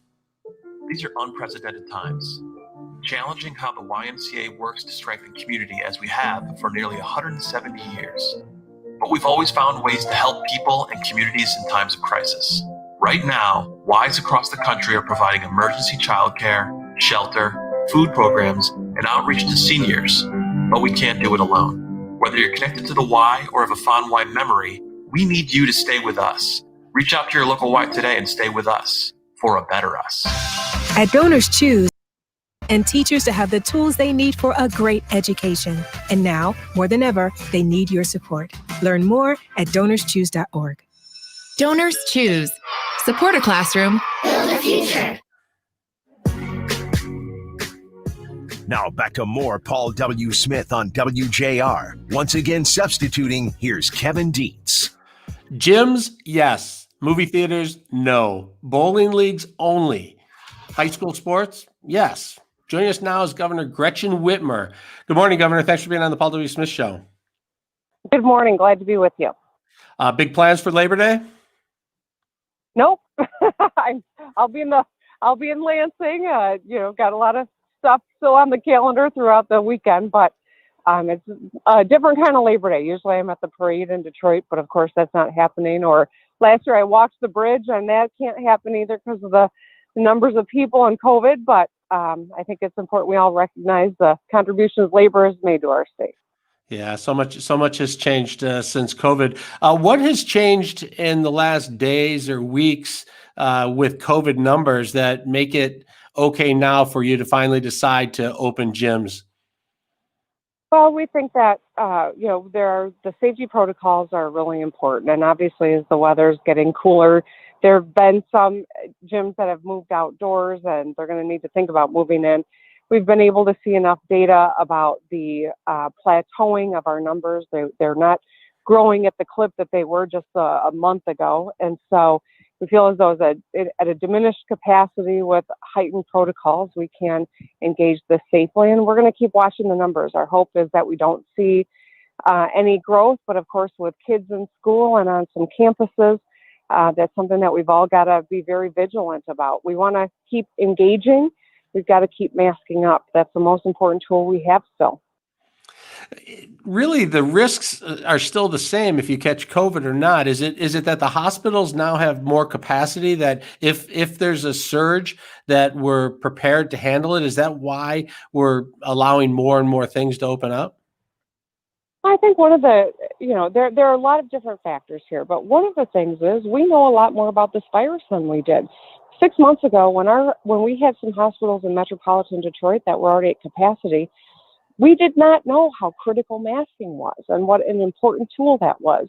It was suggested use, and we had to conserve those masks for our healthcare professionals. And now we know each of us can practice safe measures just by masking up with a cloth mask that we can make at home. And that's why, the amount of knowledge we've accumulated, the bringing down the numbers, tracing and testing capacities that we've built up have made a difference. And that's what we didn't have just 5 months ago that we do now. Well, if we're smarter about it, why can't we trust people to go to movie theaters? Or why can't we have open bowling? Or why can't we have ice hockey leagues? So many people like to go play ice hockey or open ice. Why leagues only and not open bowling, say? We need to take steps forward. If you jump in the pool, if all of a sudden everything is re-engaged, it increases the odds that we're going to have community spread. And that's why, as we're working with organized sports to know what the protocols are and know that they can enforce these things, is a step forward. It doesn't mean we're not going to take additional steps in the days and weeks ahead, but it is a step forward. And if we can show that we can do this safely, we'll take additional steps. And that's why we want to continue moving forward. And I think everyone who wants to do that just knows how important it is that we mask up and we do this right. You also extended emergency orders for another month. What was the thinking behind that? Well, the fact of the matter is that, 49 out of 50 states are in some form of state of emergency, and it's necessary so that we can be nimble and continue to take actions that will protect people on the front line and protect people who are unemployed and help them out. Each of these orders relies on that, and that's precisely why it's important that we continue this. It doesn't, for a while people were confusing state of emergency with stay home order. Obviously, they're very different things, but continuing to stay in a state of emergency enables us to do a number of things that protect the public and give us the ability to keep moving forward. Macomb County Executive Mark Hackle, a Democrat, he's been very vocal this week saying that it's time to let local officials take over on opening and closing, that they're the ones in the neighborhoods, in the community. If things spike up, they can shut things down or slow things down, that it's time to stop making these calls from Lansing. Do you have any thoughts on letting the decisions be more local? Well, so, Michigan's going through the worst public health crisis in 100 years, and we're doing it with grit and guts. And the numbers speak for themselves. Due to the actions that we've taken, we've saved tens of thousands of lives. And Michigan now is one of the top 15 economic recoveries in the nation. Just a few days ago, I met with Dr. Deborah Birx, the coronavirus task force coordinator for Donald Trump, and she identified 4 counties in Michigan that they're concerned about, one of which is Macomb County. And so right now, in this moment, we need leaders who are going to rise to this challenge and help us keep these numbers down and have that be their focus, because there's no one who wants to do more engagement than I. But the fact of the matter is, COVID is still a very real threat. It is still present across the state, and it's a matter of getting this right and listening to science and not getting distracted by anything else. We're making huge progress, and most states in the nation would give anything to trade places with where we are. But we still have some areas that are very concerning, and Macomb County happens, unfortunately, to be one of them right now. You mentioned concerns with schools and the numbers, and we're watching what's going on up at Central Michigan and other schools. Do you have any thoughts on requiring schools to report daily what the numbers are, to get the information out as quickly as possible so parents can make assessments about the safety of their kids? Yeah, absolutely. We are working to make sure that we've got more real-time reporting and greater, ability for parents and community members to see what's happening locally. Like so many things, we've had to build up the process for this. We're working with local departments of public health and districts to make sure that we're able to give that real-time information. The last thing we want to do is to do it haphazardly and create a lot of alarm where we don't have the apparatus built. So that is coming in the days ahead, just days, not weeks ahead, and that will be available. So I think that's something that's really important for us all. As a parent with kids, with one child in public schools and one on a campus here in Michigan, I know that I want data about my kids, and I know every parent in Michigan wants that too. And what are your thoughts on the football season starting? High school football has said they're going to play. They're going to start games in early September. You sort of allowed schools to make decisions on sports, and now they have. What are your thoughts of that? Well, schools still have the ability to take more conservative measures, and we encourage them to do so if they think that's important. But we just want people to be safe. So our team's got to mask up, and we're going to have diminished capacity in terms of crowds, and they all have to be universally masked up. Let's try to do this right. No school wants to be ground zero for a community spread. So we all got to take this seriously. All right, Governor Gretchen Whitmer, thanks for coming on the show. Enjoy Labor Day weekend with your family and everyone else as well. Be safe. Thank you. You too. All right. You are listening to the Paul W. Smith Show. We'll be back with more at 7:26. Right now, we're going to check in with traffic and weather and Dana Clark. This report is sponsored by InvisibleFence.com. Invisible Fence brand is offering $150 off their exclusive Boundary Plus technology, so more pets can safely enjoy the freedom of their yard. Visit InvisibleFence.com to schedule your free consultation. That's InvisibleFence.com. InvisibleFence.com. Right now, accident-free on the roadways and not seeing any delays. Getting a strong wind affecting the vehicles crossing the Mackinac Bridge at 75 both directions, northbound and southbound. Please slow down to 20 miles per hour approaching the bridge and prepare to stop. Bridge personnel are stationed at each end of the bridge, and they will give you instructions on how and when to proceed. Now, WJR Weather first from the Weather Channel, sponsored by the Restore Wellness Center. The Restore Wellness Center will reduce the pain and scar tissue, improve blood flow, nerve function, and muscle stimulation. Call the state's best non-invasive laser therapy treatment centers today. Get your first treatment free. Call 800-935-5959 in Brighton, Shelby, and Bloomfield, or restorewellnesscenter.com. Expecting it to be a great day to kick off the weekend. A little cooler, sunshine, a high of 75. Tonight, clear skies, low 56. For Labor Day weekend, some clouds and some sun on Saturday. Slight chance of a passing shower, a high of 77. Once again, on Sunday, partly cloudy skies, 75. And on Monday, could get some raindrops, but doesn't look like they'll stick around all day. Cloudy skies on Monday, 79 the high. Clear skies, 58 degrees. I'm Dana Clark, WJR News with Dick Hafner in 2 minutes. DTE wants you to use less energy.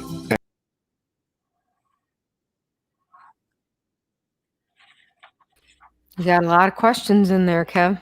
Yeah, it felt a little less like a conversation, more rapid fire, but it's tough when they say, hey, we only have till 26. We have to leave. You know, I don't know how many people the governor's talking to today. It's great that she gives us the time. It's wonderful that she does, but you sort of feel a little rushed, but you got a lot in there though. Yeah, we did. I think we covered a lot of stuff. Which she's making it clear that she's trying to be safe. Yeah, it's I don't know how you win. I mean, so as soon as you open gyms, then everyone's like, well, what about the movie theaters? When can I go to a concert? Sounds like she's trying to say baby steps. Yeah. So if you do everything real slow and you can keep the numbers down, and she seems to have favorable numbers from what other states are doing as far as COVID cases and deaths and things. And it sounds like that's what she's trying to look at.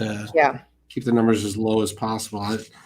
I don't know what we'll have to see what the swing side of that is with Michigan's economy as all of this plays out. If the states that were safer and slower also have the hardest rebound from the economic impact. Mm-hmm. Yeah, no, I agree. So it'll be interesting to see how Bryan Reef reopens. Yeah, this is exciting. Yeah, this is great. Good interview. Yeah, there's so many people go to Planet Fitness, and I'm certain that he has been going over every word of what the rules are and what it means, so he can tell us what we can expect, what we're supposed to do, what it means, the impact. Well, and the last thing he wants is to have somebody get sick and then have to shut back down again. So he's really going to be working hard to try to figure out ways to keep that place as infection-free and clean as possible. Yeah. The one thing that is somewhat appealing is the putting in extra filters in the air system, the ventilation. And also I've heard that all this spraying that some of the companies do is effective.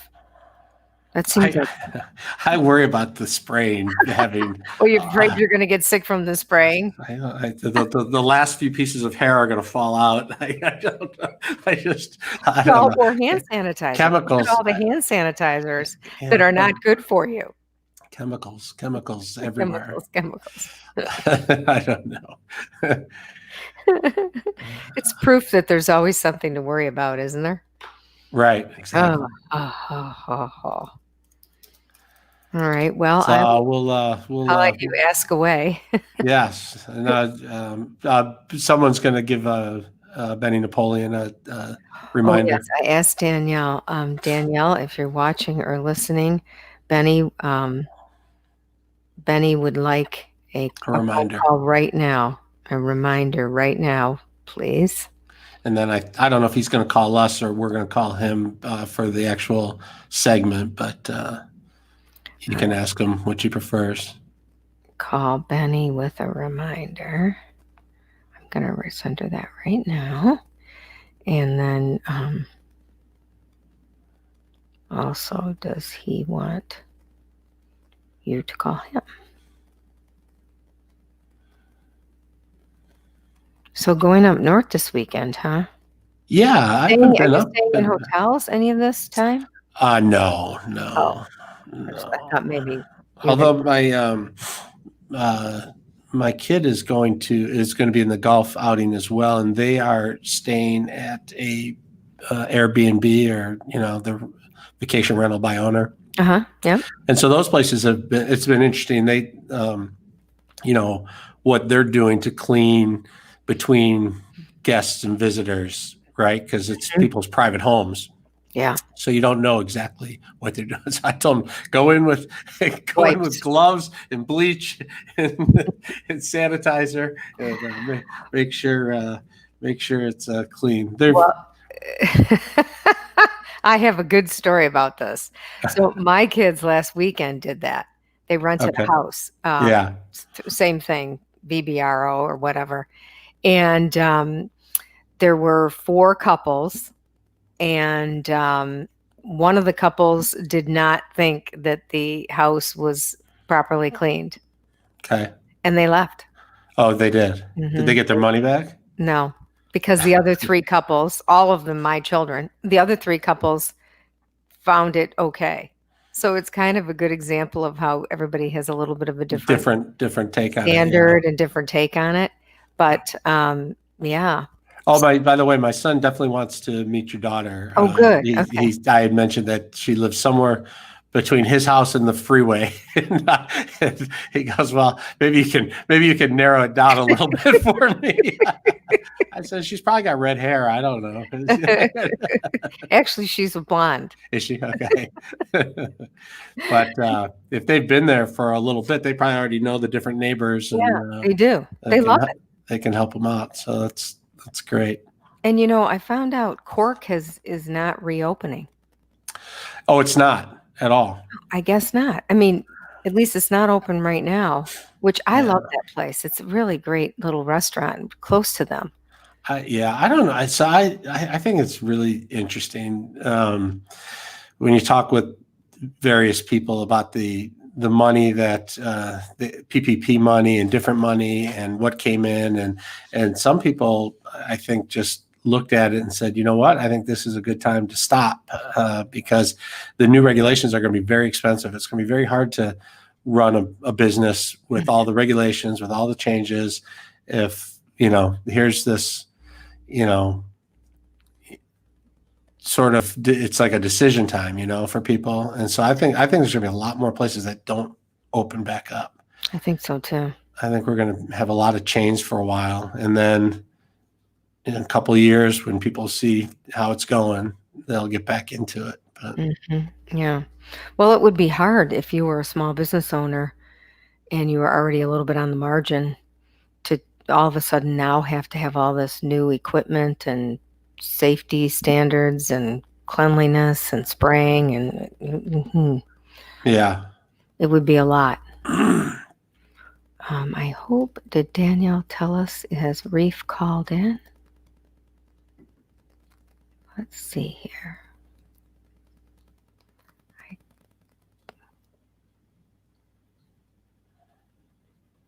So that's interesting. Chris from Lapeer says, if I mask up, can I visit mom in a nursing home? Yeah. So that's that one.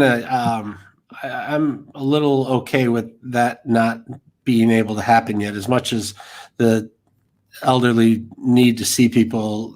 If you're coming in to see them and you're not COVID free, then you're bringing COVID into the senior center again, which is tough. If they take your temperature, if you test, how do you know? To make a difference where it's I don't know. needed most. The elderly are just at such risk. I know. Will you answer the call? Learn more and find a local volunteer opportunity at www.makemeafirefighter.org.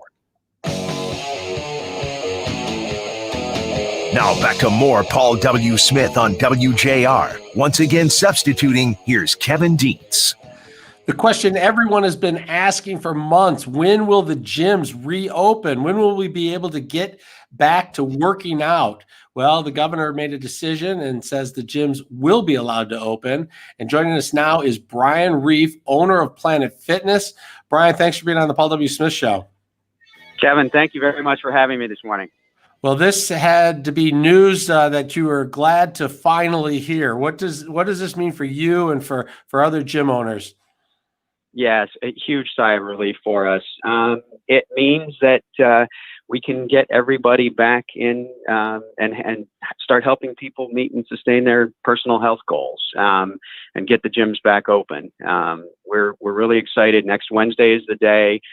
We've been preparing ourselves for months now to do this, and we are absolutely confident that we're going to provide a safe, clean environment. And that's not just at Planet Fitness; that's across the board in the fitness and gym industry here in Michigan. Yeah, so many people just going to the gym as part of their daily routine. You know, you get up, you go to Planet Fitness, you shower up, go to work, or you go at lunch or on your way home from work, and it's just really thrown people off their game with their gym not being open. Can you tell us a little bit about what it's going to look like? It's not going to be just like flip the light switch back on Wednesday, and it's just like we left it back before St. Patrick's Day. How is this going to roll out? Yeah, so we came up with a 90-page reopening playbook that covers guidelines and protocols when you come into the gym. And so everything as it relates to social distancing in the club, cleaning and sanitizing, and then contact tracing. And then across all three of those elements individually. In terms of social fitnessing or social distancing, Planet Fitness came up with what they're calling social fitnessing. We're making sure that we can maintain at least 6 feet of physical distancing wherever you are working out in a club. In particular, on our cardio area, we're taking out every other treadmill and putting it out, not taking it out physically, but putting it out of commission so that you're not right next to somebody on a treadmill, for example. Planet Fitness gyms are generally 20 to 30,000 square feet. So most of the strength equipment in our clubs is at least 6 feet apart. We have prior to the pandemic, we had an app where you could check in. We utilize touchless check-in when you come in. We're really pushing for people to download the app on their phone when they come into Planet Fitness. There's a barcode scanner, so we'll have touchless check-in. In terms of cleaning and sanitizing, we have taken all sorts of additional precautions. We've added more cleaning stations. We've added more hand sanitizing dispensers. We're going through signage throughout the club, emphasizing the need for members to wipe the equipment down before and after they use it. We've got staff that will be walking through the club on a regular basis, cleaning as well. So we feel like we've got and this is a playbook that was developed back in April. Planet Fitness today has about 1,700 locations open across the U.S. and that have been open for several months. And we're seeing very good results in terms of making sure that we're keeping our employees and our members safe. Yeah, one of the big concerns of COVID is being spread airborne, and that's why everybody's wearing masks everywhere you go and everywhere you see them. And some of the concerns about exercising is you're breathing heavier or harder. What are the rules going to be for masks coming and going and while you're exercising? Yeah, so masks are mandatory in the clubs. But what we're seeing across the U.S. and again in clubs that have now been reopened for several months, in the Planet Fitness system alone, since May 1st, and we're tracking this on a regular basis, we've had over 50 million check-ins, and they're tracking at about 1 in every 354,000 check-ins is a positive case.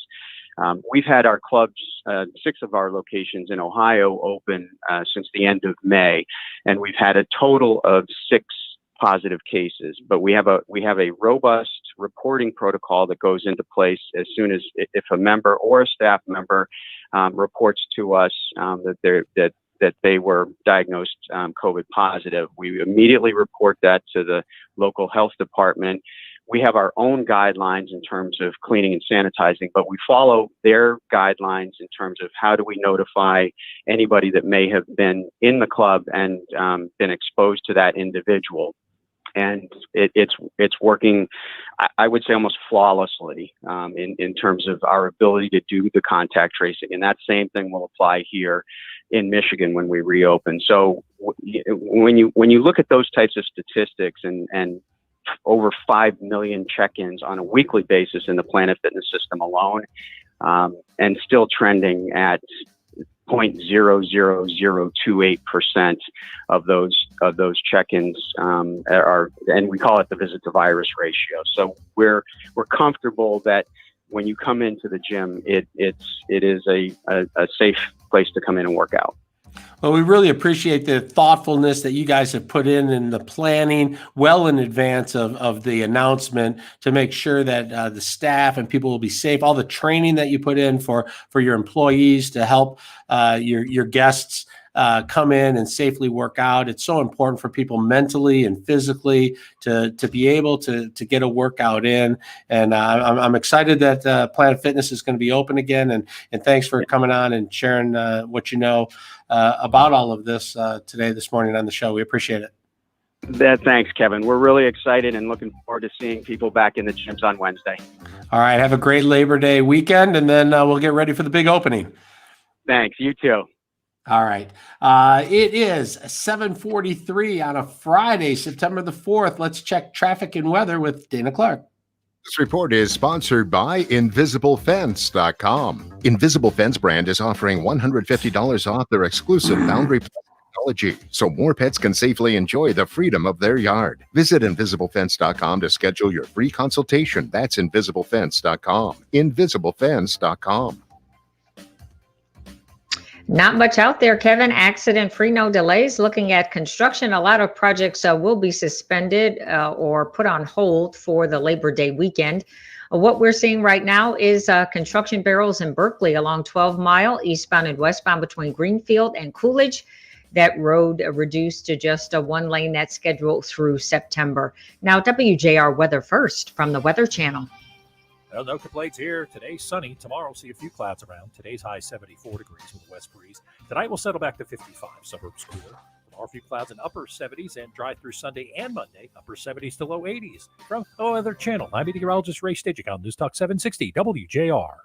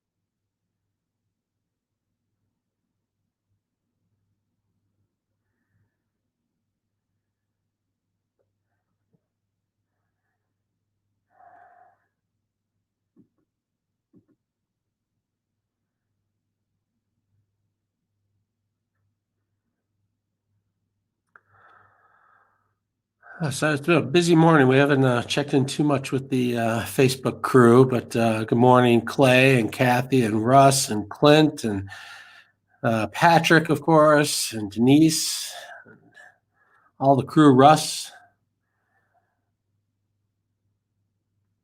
Emily, Sandy.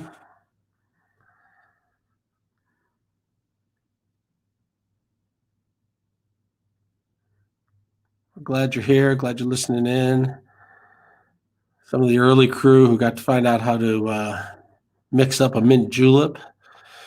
Had a little Labor Day talk this morning, and then things got a little more serious with the governor coming on.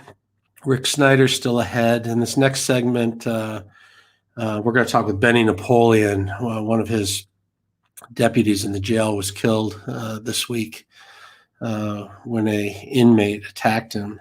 It's a horrifying situation.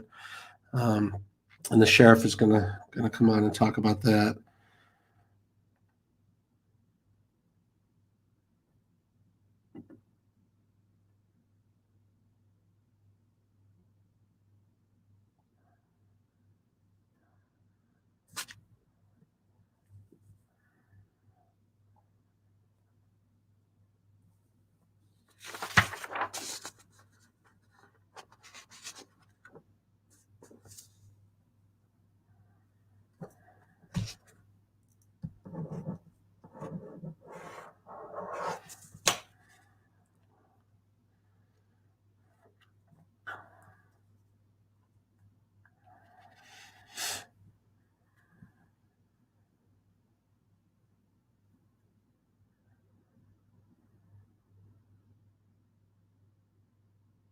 Accountants to project managers to field scientists. And now you can try ZipRecruiter for free. That's right, free. At ZipRecruiter.com/search. That's ZipRecruiter.com/search.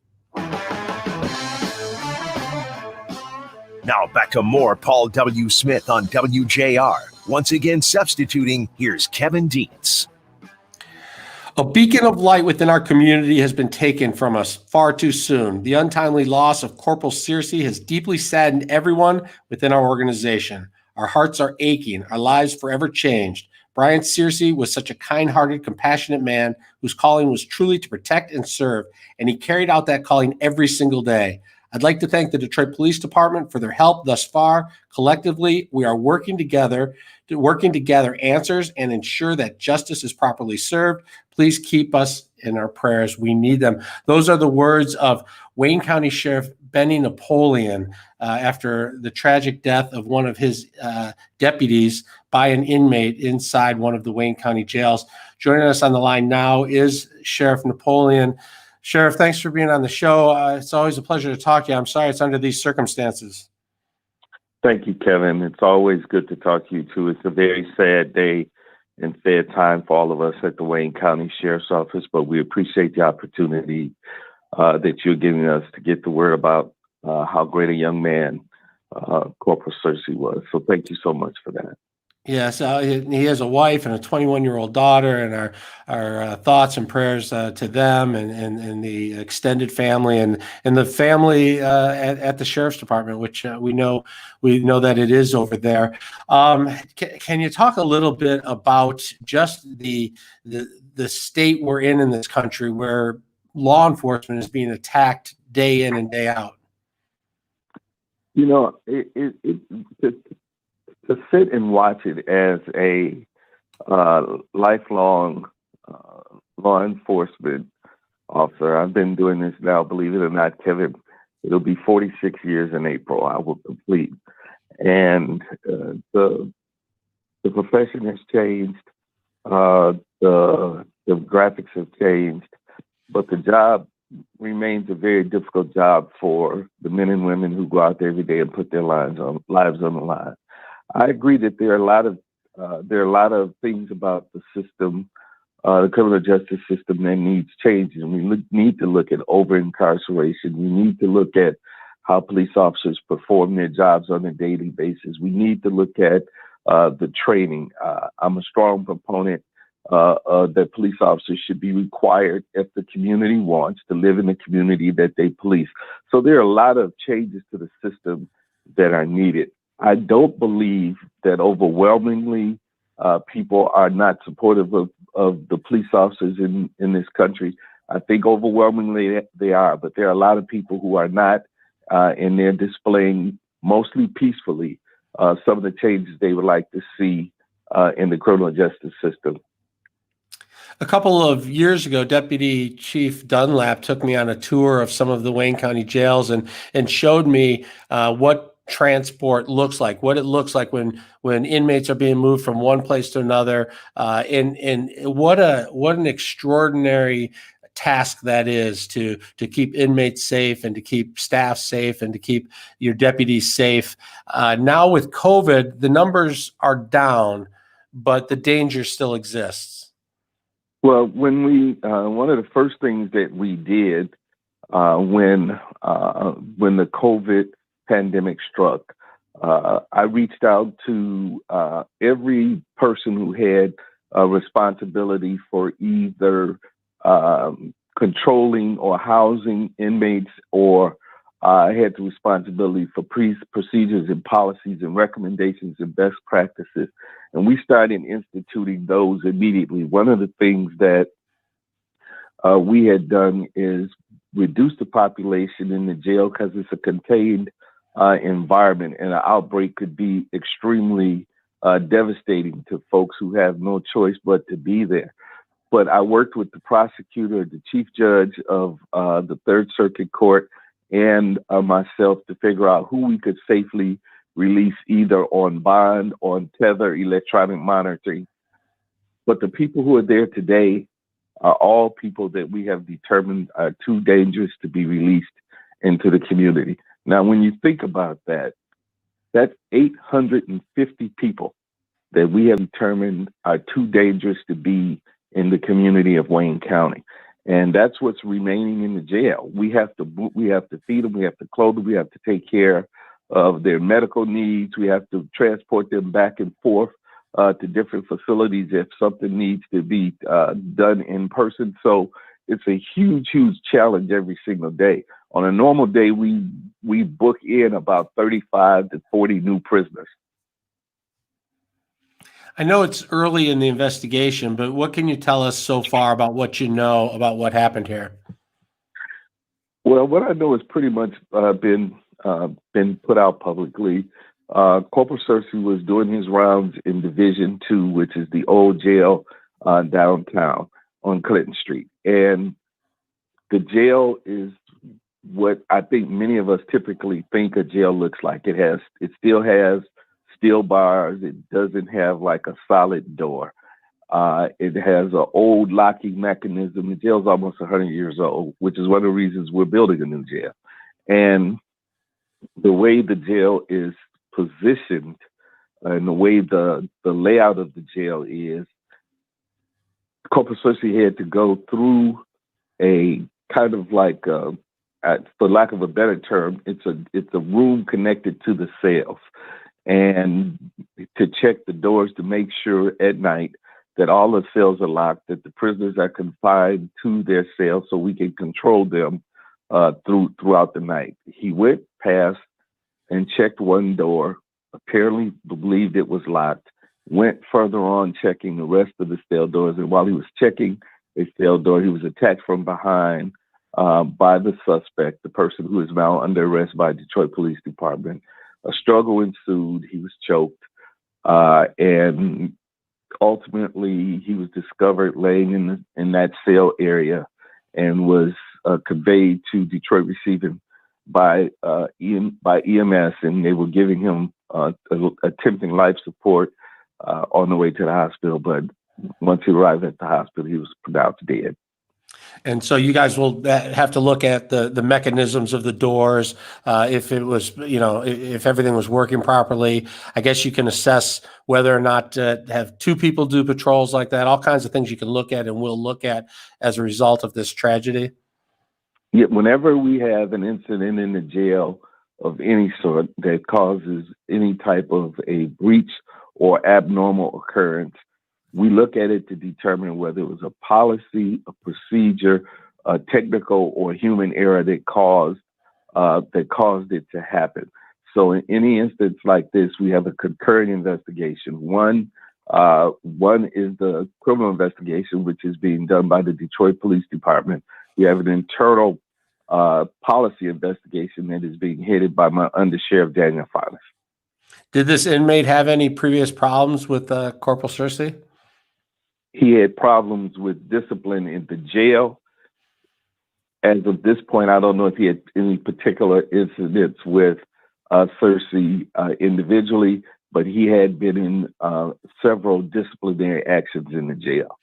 I don't even really want to talk about him. He'll be charged with these additional crimes. I'd just like to take one more opportunity to say that we're very concerned about his family and his daughter, his wife, and everybody who cared so much about him. And we appreciate you coming on to share the information you have. And I know as you find out more, you'll bring that to us as well. Absolutely. Thank you so much, Kevin, for giving me the opportunity. All right, Sheriff Benny Napoleon, Wayne County Sheriff. Thanks for being on the Paul W. Smith Show. We're going to take a quick break and come back with more of the show. But right now, we want to check in with traffic and Dana Clark. This report is sponsored by InvisibleFence.com. Invisible Fence brand is offering $150 off their exclusive Boundary Plus technology, so more pets can safely enjoy the freedom of their yard. Visit InvisibleFence.com to schedule your free consultation. That's InvisibleFence.com. InvisibleFence.com. Great kickoff to the weekend as far as the traffic and weather are concerned. No accidents, no delays. 75 southbound, still seeing that construction between Adams and 8 Mile. That project in place through early November. Now, WJR Weather first from the Weather Channel, sponsored by Shelving.com. Shelving.com helps optimize warehouse space with its selection of storage products like Unirack, pallet racking, mezzanines, and high-density storage. Do you need to take control of your warehouse space? Visit Shelving.com and download their free Warehouse 101 ebook. That's Shelving.com. We rack your world. Now let's get to the great forecast. Starting with today, lots of sunshine, a little bit cooler, a high of 75. Tonight, clear skies, low 56. Saturday, clouds and sun, 77. Sunday, partly cloudy. Then overcast in the afternoon, a high of 75. Looks like we could see a few raindrops on Labor Day, but definitely not an all-day rain. Overcast skies, a high of 79. Sunshine, 58 degrees. I'm Dana Clark, WJR News with Dick Hafner in 2 minutes. Looking for a way to give back to your community?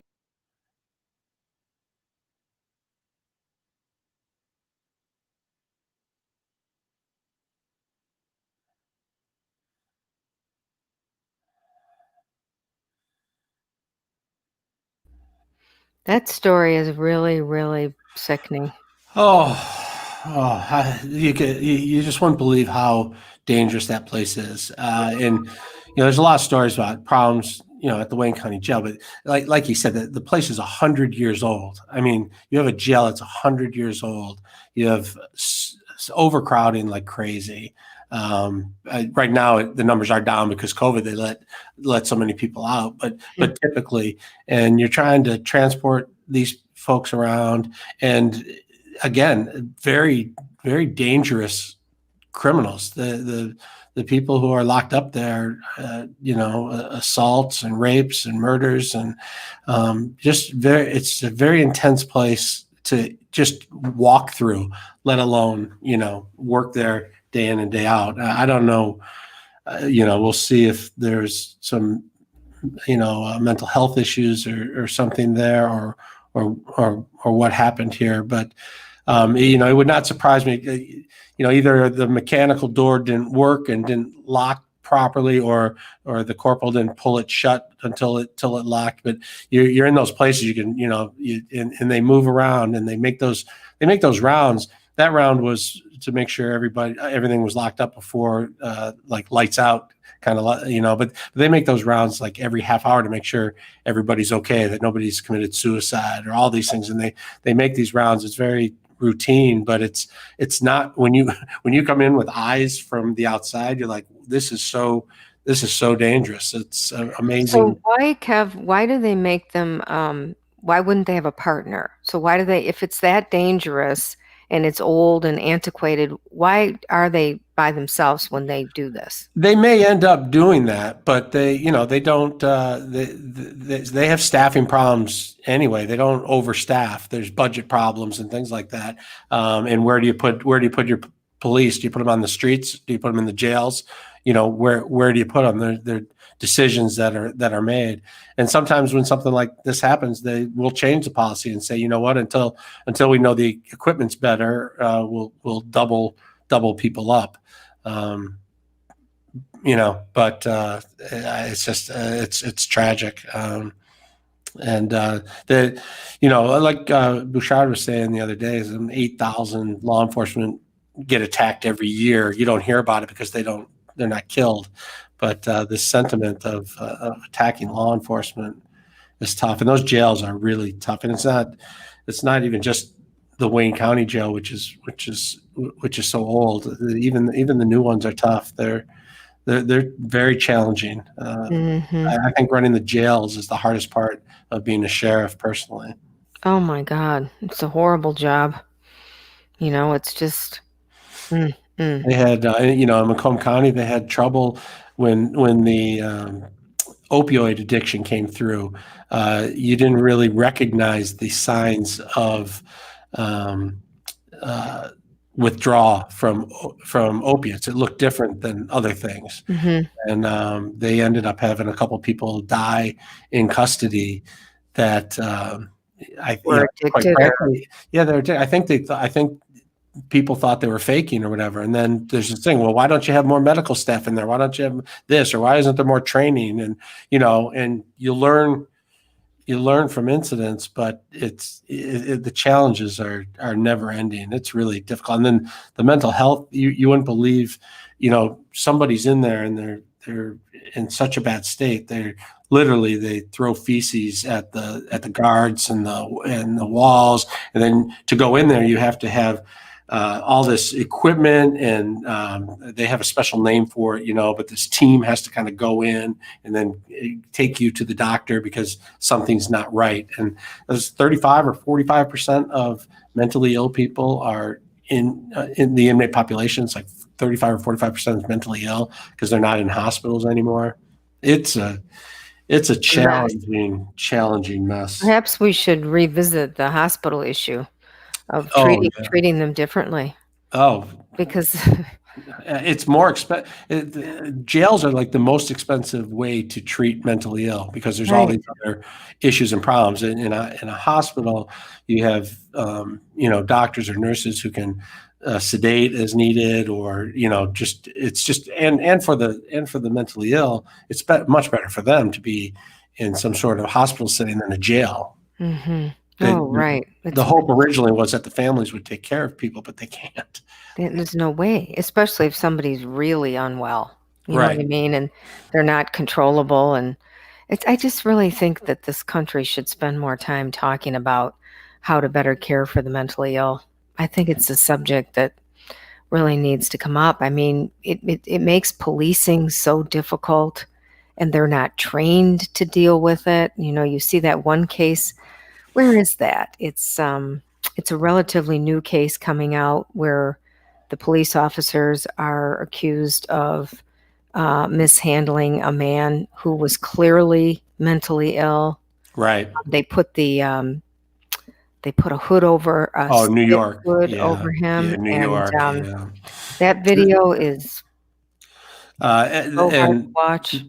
There's veterans who have PTSD, and police come up and they don't know exactly what it is, and it's scary. Surgery. It's for no charge. Gotta pay more attention to this. Yeah, they say it would be cheaper to take care of it on the front end. I mean, it's really expensive taking care of it on the back end. Yeah. 3472.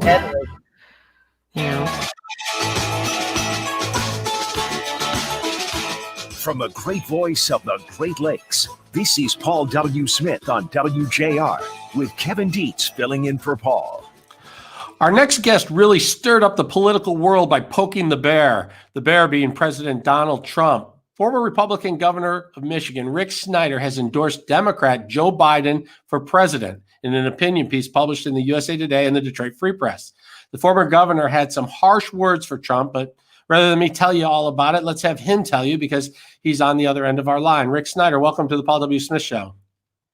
It's great to be with you, Kevin. It's been a while. It has. It's nice to hear your voice again. I follow you on LinkedIn, and I watch your weekly articles come out. I appreciate them. I got a question for you. Why do you dislike Donald Trump so much that as a Republican you would endorse Democrat Joe Biden? Yeah, it's not about dislike. It's about what we need for our country, because I am a proud Republican. But I think it's important we're Americans first and then parties next. And when you look at it, after 4 years of President Trump's leadership, we need a change. Some key things that really stand out to me is he's led the divisiveness in our country. And it started from his inaugural address. When he gave an address, it didn't talk to the entire country. He had a chance to heal the country coming out of the last election. And his speech was all about how he was going to help his supporters. He's continued that for 4 years now. To be a great leader, you have to represent everyone in this country, whether they voted for you or not. We need that kind of leadership. We need to heal our country. It's terrible what we have going on today. And I believe Joe Biden can do that. So you actually like the policies of Joe Biden. You think they're better than the policies of the Donald Trump and the Republican Party? I know I will have disagreements with policies with Joe Biden in some capacity. I still support him. I have some disagreements with President Trump.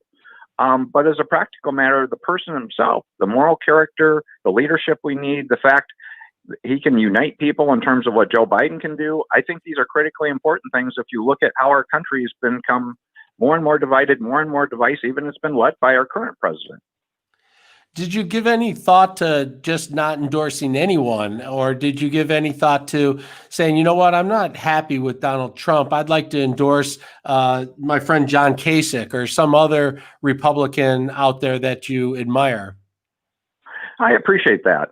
That's actually how I wrote my op-ed piece. Is I first talked about why I could not support Donald Trump, and I gave several specific reasons. But then I went on to say that's not the same thing as affirmatively voting for Joe Biden. But I had the opportunity to work with the vice president when I was governor. We worked well together on several issues, including workforce, about getting jobs for particularly the skilled trades. But we also worked together on helping bring back Detroit. And this is a person that I believe can do a good job for our country in terms of healing America to get us back on a positive path. And as you said, we'll still have some policy disagreements, but that's true of almost anyone. The question is he going to listen? And I believe he will listen to the entire political spectrum, not just the left, but to the people in the middle and the right also. In the last election for governor, you didn't endorse Republican Bill Schuette either. You didn't endorse Democrat Gretchen Whitmer in that situation, but it has some questioning. Are you really a Republican, or are you a Republican in name only? Oh, people throw that out. That's their normal response when they don't like an answer to someone that's a Republican. That's old hat. If you look at it, if you go back over the last few elections, I've campaigned for a lot of Republican candidates. There's a lot of legislators sitting today that I was out campaigning, doing fundraisers for them, doing events for them, and I hope to continue to support Republican candidates. That's my view. So Michigan, last time around in the presidential election, went for Donald Trump by less than 10,000 votes. I think it was the closest margin in the country. Do you think that your support for Joe Biden will put him over the top in the state of Michigan? I think it'll be helpful. I think last time a lot of people gave Donald Trump the benefit of the doubt because he had not been in elected office before, and they hoped he could help lead the entire country. He has not done that. He's got 4 years of track record where everything from not leading the entire country to his ability not to tell the truth to being a bully. People are aware of that now. And I think you're going to find a much different answer in this election. And I'm just sharing the facts and speaking up to say these things are clear. Let's get on board. Let's move forward, and let's get the country on a positive path again versus the negative path we've been on for so long. So tell us about the Lincoln Project. Who is this? What is this organization? It's a combination of business people and politicians who say they're Republicans against Trump. Well, actually, the Lincoln Project's somewhat related to the group I'm involved with, but I'm with a different group, the Republicans and Independents for Biden. The Lincoln Project actually runs a lot of negative ads, and I don't really like negative ads. I've never have, and I haven't run them myself. So I'm on a positive front to say, let's talk about what we need to do, not just what we don't like. So that's why it's important to frame this in the context of we need to heal America. For years, I gave speeches on civility, and I included that because I believe for us to continue to be a great country, we have to be united. We have to be together. The greatest threat we have is being divided. If we can't get along with ourselves, how can you be great? We need to get on a more positive path. I still believe in relentless positive action, just like Paul W. has his relentless positive radio. What policies of Donald Trump's do you like, and are you fearful that if Joe Biden is the next president, that those policies will go away? Well, there are some positives from President Trump. I acknowledge that, and they've been helpful. A couple of things in Michigan in particular. I appreciate his support of the Sioux Locks. The new trade agreement was helpful with Mexico and Canada. How he got that trade agreement, though, did damage to our relationships with our great neighbors. I mean, I think the Canadians should be offended on how he talked to one of our closest allies. So there's some positive things that have come about. It hasn't been all negative in terms of some of the policy things, but as a practical matter, I don't believe Donald Trump has a clear understanding of what needs to happen for economic growth. He was fortunate enough to come into a time of great growth. I didn't see him understanding the Michigan economy. I was always confused by that, and I still am. And there's other prominent Michigan people who are siding with you. How important is it that you show up as a group to make this point, rather than just one of you coming out saying, "Look, we're so disappointed in Donald Trump that we want you to vote for Joe Biden"? Yeah, I think it's important that other people speak up too, and I actually joined them. I was not the originator of this. There were some great people. Former Congressman Dave Trott, Jim Habeman on the west side of the state. There's some great people that Sid Jansma. They're very good people that are part of this effort that are speaking up. And I think you're going to find more and more people doing that. Part of the challenge has been is Donald Trump being a bully, though. He's actually, I think, intimidated a lot of people from, being worried about speaking up because he could retaliate. He could call them names. He could, berate them in some fashion. He has been vindictive about things. I don't think anyone can question that fact. And finally, I just wanted to get your take on the state's $600 million settlement in the Flint water crisis situation. Well, I appreciate the question, but I'm very careful. It's not so much about the topic of the settlement. Anything involving the current governor, I'm actually staying out of. I've been very clear about that because as a former governor, I want to show respect to the office. So anything involving the current governor, I'm sticking to my lane about a presidential election.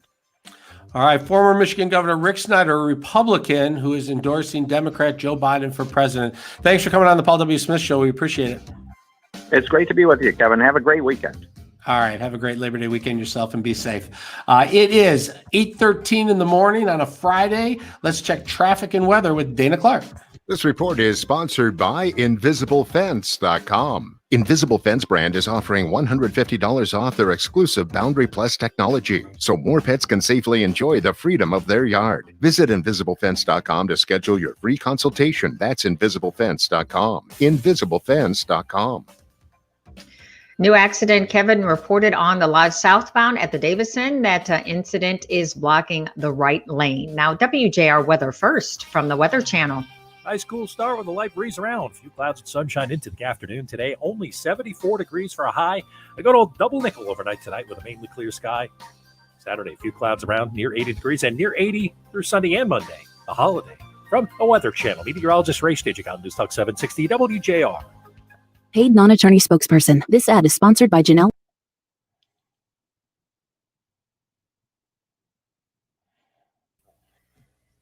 Hello. You're back. How are you? I'm back. I've had 3 mint juleps. Just kidding.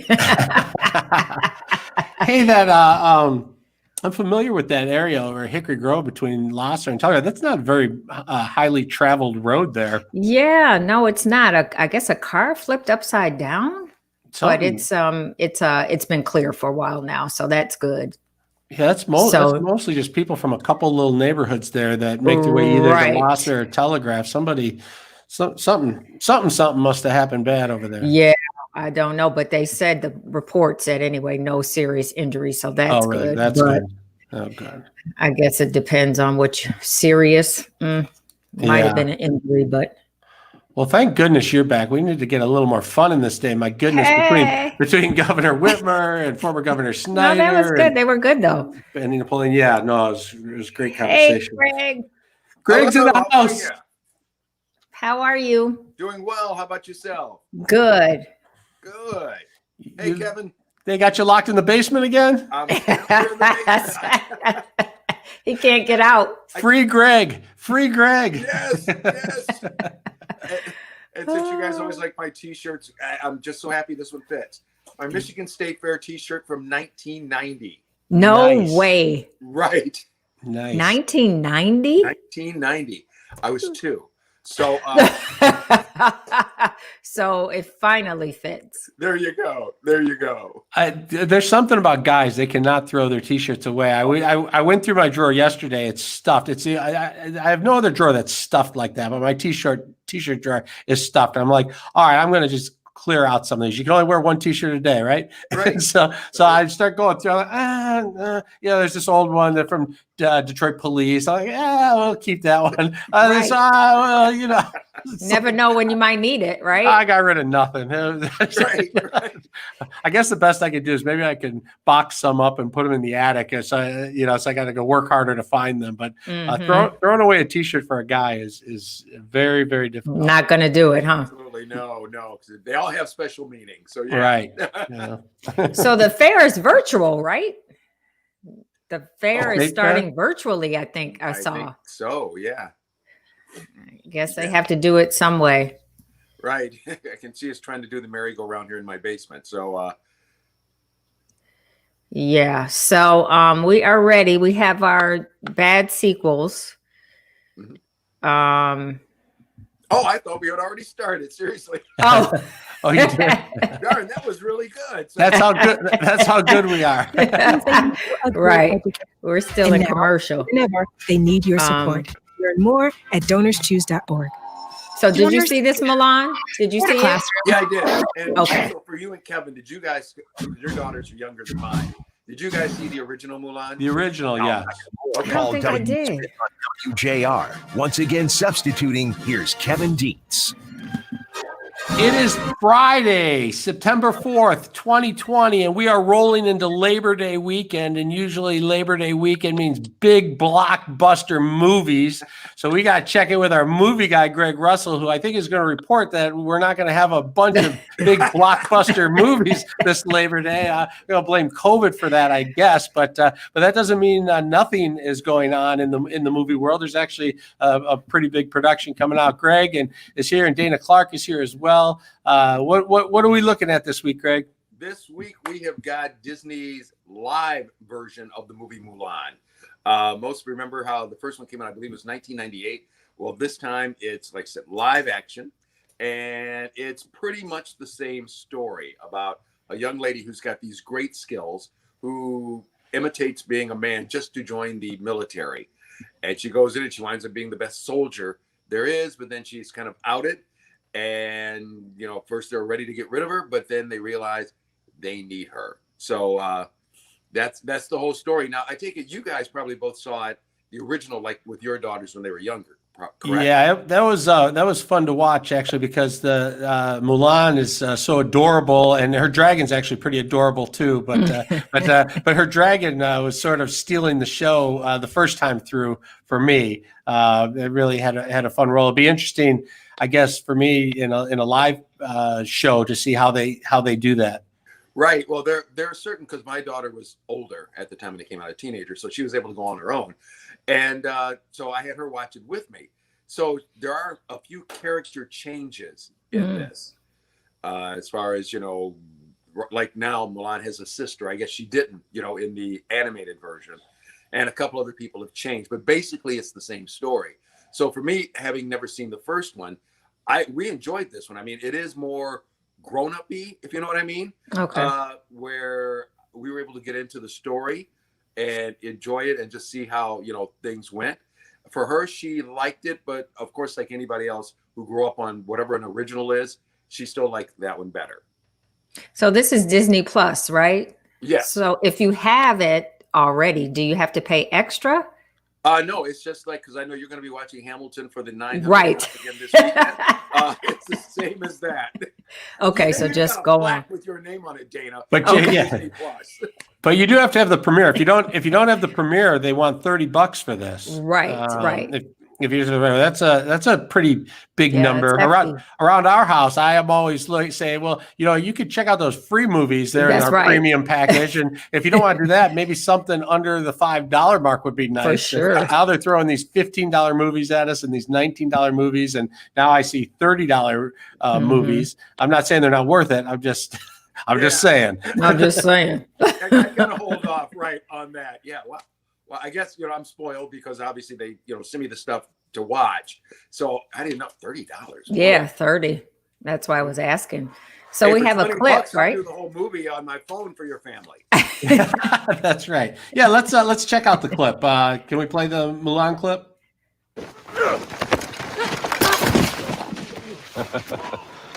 Need a hand, little man? Insult me again and you'll taste the tip of my blade. Lower your sword. What?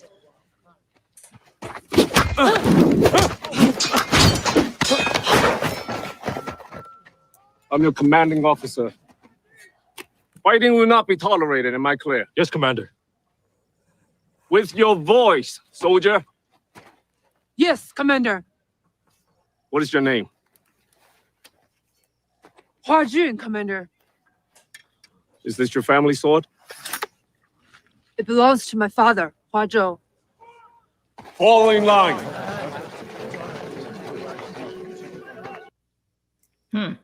I'm not going to lie. I think I needed the visual. I was confused. I think I needed the visual.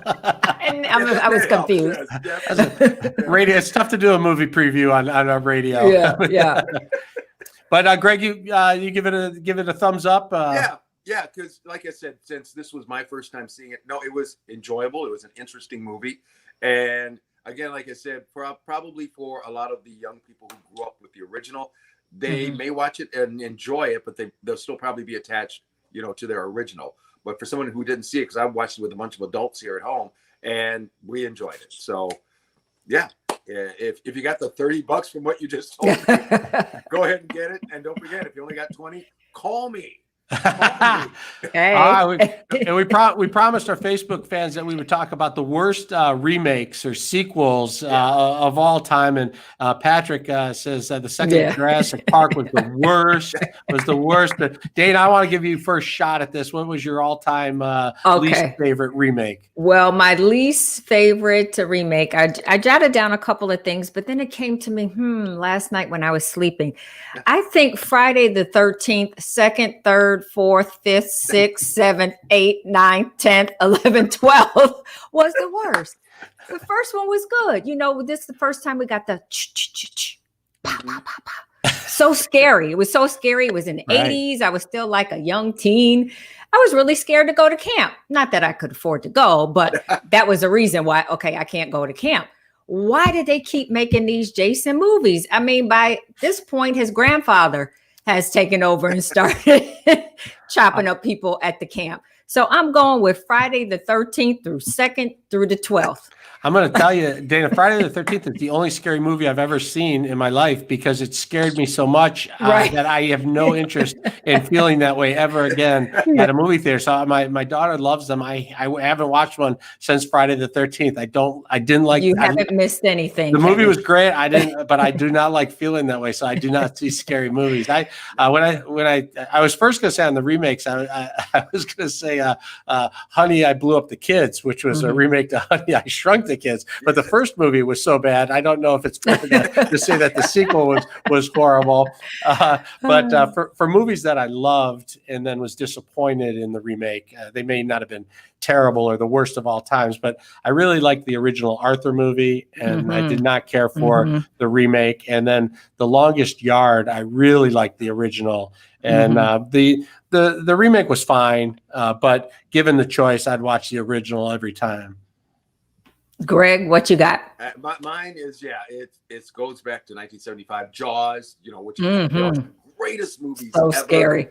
And I remember being frightened at the Americana Theater there on Greenfield, watching this movie. Jaws 2, I didn't mind as much. I think it's only because it had people in it who were my age, at the time. And also I was a day sailor. So, that was pretty cool. It's kind of like watching you and your friends out there. Jaws 3, that was it. That was it. The worst. That was so terrible with Dennis Quaid. And, it was just bad. Luke Gossett with this terrible Southern accent. It was like, just eat them all. Eat them all. Get them, Jaws. Go on somewhere. Clay on Facebook says that Star Trek 5 was bad, but I feel like if you got 2, 3, and 4 right, then 5, that's a stretch. I think we're going on direct sequels. Right. Yeah. Right. What else was terrible on my list was Grease 2. Oh yeah, because Grease was so good. So good. So like Hamilton, watched that 1,000 times, know all the words, the characters. I thought I was Sandra Dee one summer. And then you come with this Grease 2. What a mess. I can't even remember any songs from Grease 2. Oh, there were songs in that one? No, I'm kidding. I'm going to go out on a limb then and say Dana's all-time worst sequel and remake will be Hamilton 2. Hey, don't mess with me. Yes. Those are fight words, Kevin. All right, we will check out Mulan for $30 this week, Greg. On your advice, and when next time we see you, we may be looking for a rebate. They said $20, you get me, baby. All right, thanks so much for being on the show. Have a great Labor Day, Dana. weekend, Thanks Greg. so much. And same to you guys. Take care. All right, it is 8:27 on Friday. You're listening to the Paul W. Smith Show. We'll be back with more, but first, let's check weather and traffic with Dana Clark. This report is sponsored by InvisibleFence.com. Invisible Fence brand introduces the all-new Boundary Plus Smart System. Advanced pet containment technology paired with new smart features keeps your pet protected in your yard. Visit InvisibleFence.com to schedule your free consultation. That's InvisibleFence.com. Still watching that accident, Kevin. It's Lodge southbound at the Davison. That incident is blocking the right lane. Now, WJR weather first from the Weather Channel. I don't think you're going to be disappointed with the holiday weekend forecast. Starting off with today, lots of sunshine, no rain, great humidity, a high of 75. Clear skies tonight, 56. Saturday, some clouds, some sun, very slight chance of rain. A high of 77 on Sunday, partly cloudy, high of 75. We do hit 79 on Labor Day, but it could be cloudy and may see a passing shower, but it's not going to stick around all day. Sunny skies, 58 degrees. I'm Dana Clark, WJR News with Dick Hafner in 2 minutes. When you're stressed, you just have a great weekend. Yeah, you too. Enjoy the Derby and enjoy your cocktail and yes. Have fun. We'll see you soon, okay? All right. Bye-bye.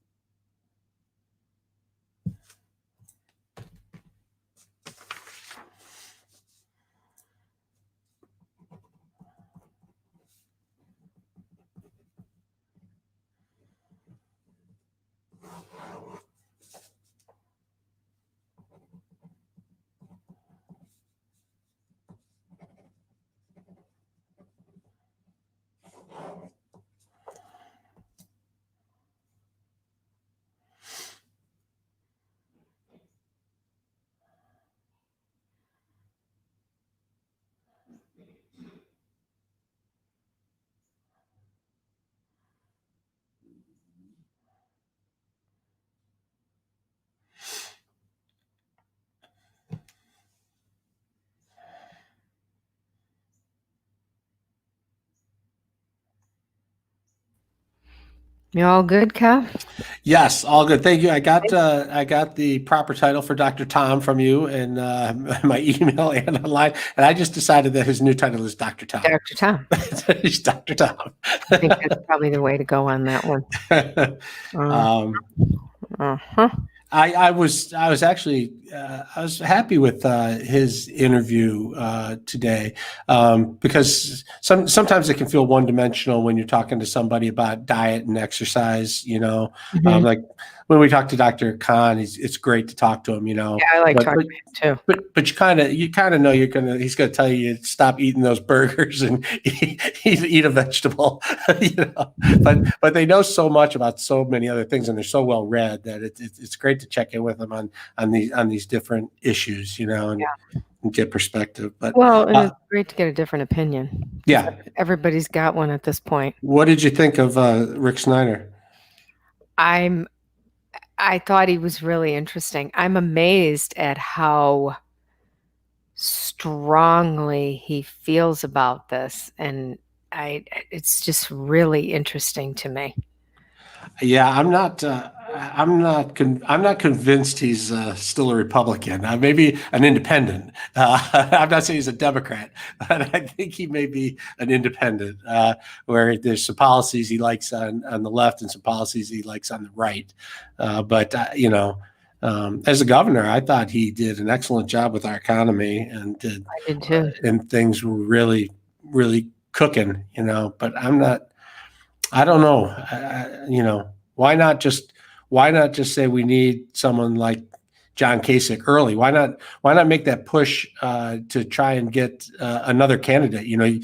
Donald Trump didn't have to be the Republican candidate. There could have been a coup attempt in the Republican Party to nominate someone else if they felt that strongly about it. Well, probably privately in many conversations and conferences among key Republicans, there was still the thought that Donald Trump has a relatively strong base, and that base does not waver from Donald Trump. And so what the Republicans were possibly thinking, I can be corrected on this because I wasn't in the room, that they can't get that base. And so their decision was, okay, well, we're just going to stick with this because of this relatively strong base. And if you look at the numbers, sometimes they waver, but you're talking about 35, 40%. Right. So, the thinking probably is we can't have another candidate because that base. Right. No, for sure. And the base is an interesting group because they feel very strongly about Donald Trump and his policies, and they do fall quite right. And the Michigan base is going to really dislike Rick Snyder for doing this, but he's not worried about the base. He's worried about the independents. It goes back to what we were talking about yesterday. Do endorsements count? I was saying not so much for me as they used to, but then sometimes they make me stop and take pause. So if you hear Rick Snyder is endorsing Joe Biden, independents are going to say, "Well, wait a minute, why is that? Let me look into that." So I think it should be a concern if they have someone like Rick Snyder in all the swing states that are coming forward. And from what I read, this Lincoln Project, which he said was not the organization he's involved in, but they were supposed to come out all across the country today with Republicans for Biden. Really? We'll have to see how much traction it actually gets. Mm-hmm. Yeah, it's going to be. This might be one of the most interesting elections we have ever covered. We covered it for 4 weeks, not knowing who won. I'm gonna come back and ask you about that after your 37th show in a row discussing the election outcome. We remember doing that though. Oh my gosh! Oh, the hanging chads. I was in Florida for all of that. We'll have to courthouse. We're gonna bring you back. You might be back on a similar type duty. That's what I was telling the Michigan Supreme Court to get ready. They're going to have to make a decision on who won Michigan because they're not going to be able to figure it out with just a regular, without lawsuits. There's going to be lawsuits involved. Finding Saving Children. So I will let you chat, St. Jude. Mr. Wilkinson. All right. Now back to more Paul W. Smith on WJR. Once again, substituting, here's Kevin Dietz.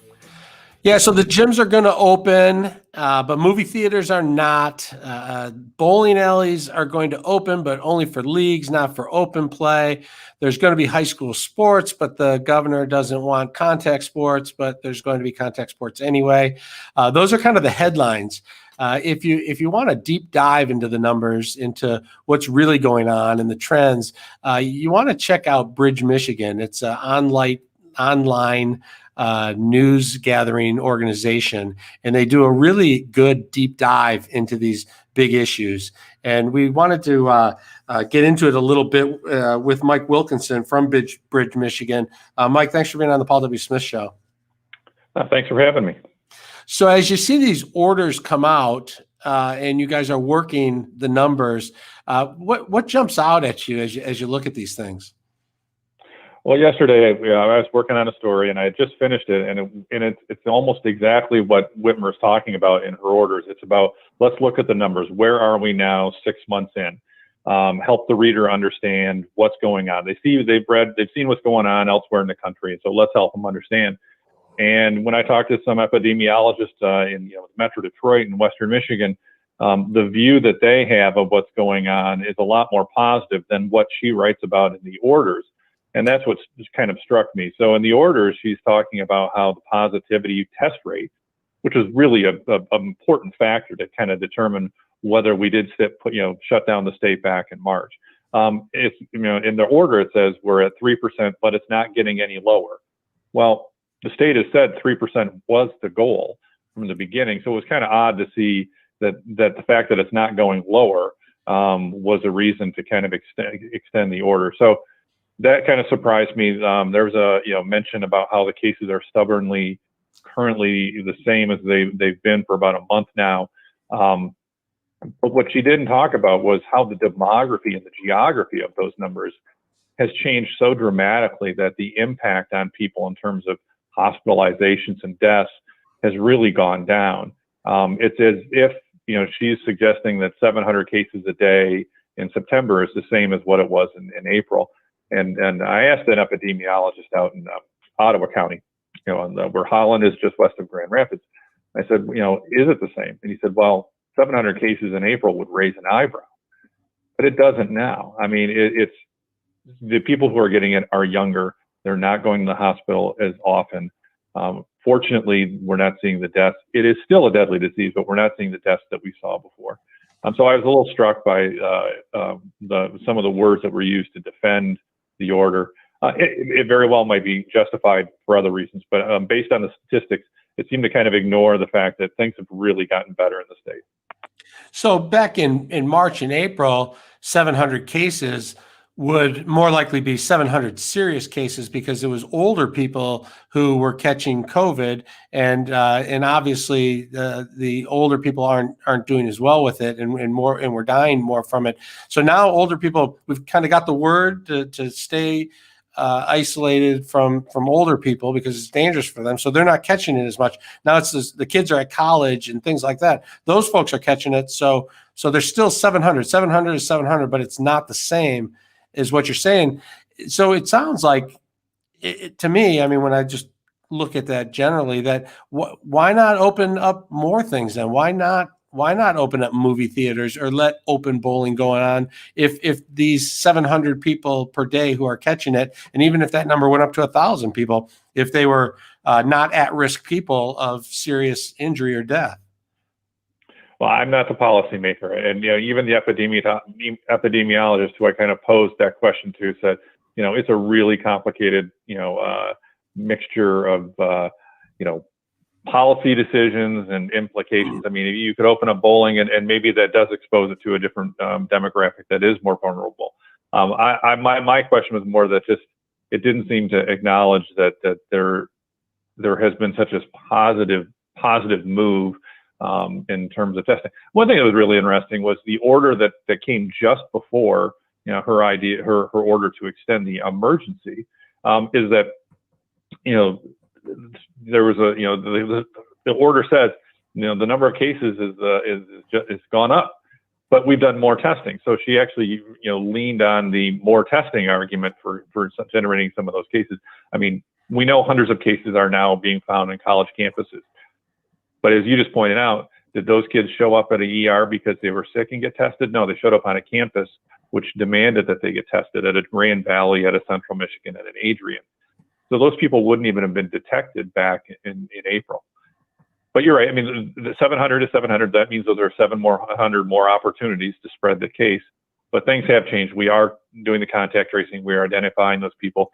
The kids at Central Michigan are going to the COVID dorm, which we wrote about, which sounds like a bleak existence, but at least they're not spreading the disease.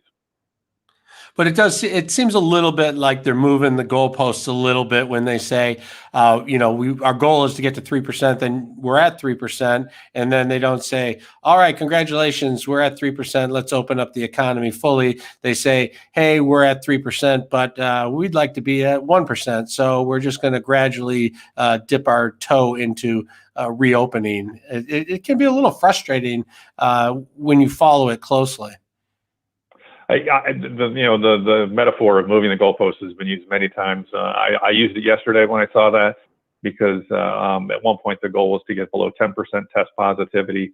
I mean, and that's when we were at 40%, right? I mean, that's when everyone who got a test was sick, and you had to be sick and have known contact with a coronavirus person. So getting the 10% was great. Getting to 5% was great. Getting to 3%, I was just struck when it said, but it's not decreasing. Well, Johns Hopkins, CDC, Harvard said 3% is the number you want to get to because it means you can identify outbreaks. So I was a little surprised by that. All right, you can see Mike Wilkinson's reporting at Bridge, Michigan. Is that bridgemichigan.com? Is that how we find that? It is bridgemi.com. Bridgemi.com. You won't be disappointed. Mike, thanks for being on the show. Thanks for having me, Kevin. All right, we're going to take a quick break, and we will be back with more. It is 8:42 in the morning on this Friday, September 4th, heading into a Labor Day weekend. Let's check traffic and weather with Dana Clark.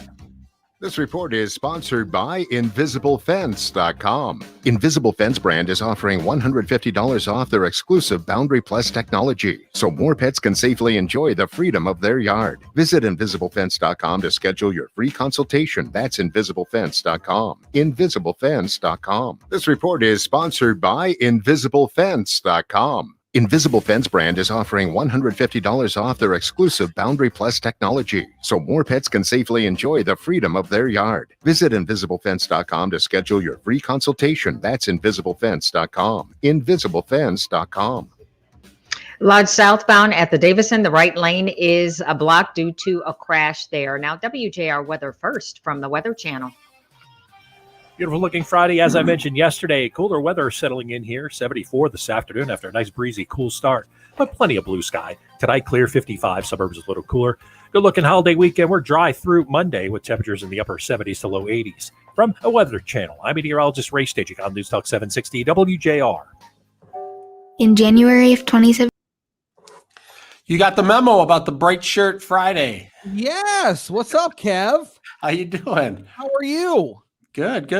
You, Frank must be a little not feeling too well, huh? It's just a little under the weather. It happens to me usually around this time of year, especially, we get these really hot days towards the end of August, and then like September hits, and then it's like 60 out or something. So It's just like that rapid weather change. So I think that's what he's got. He's good.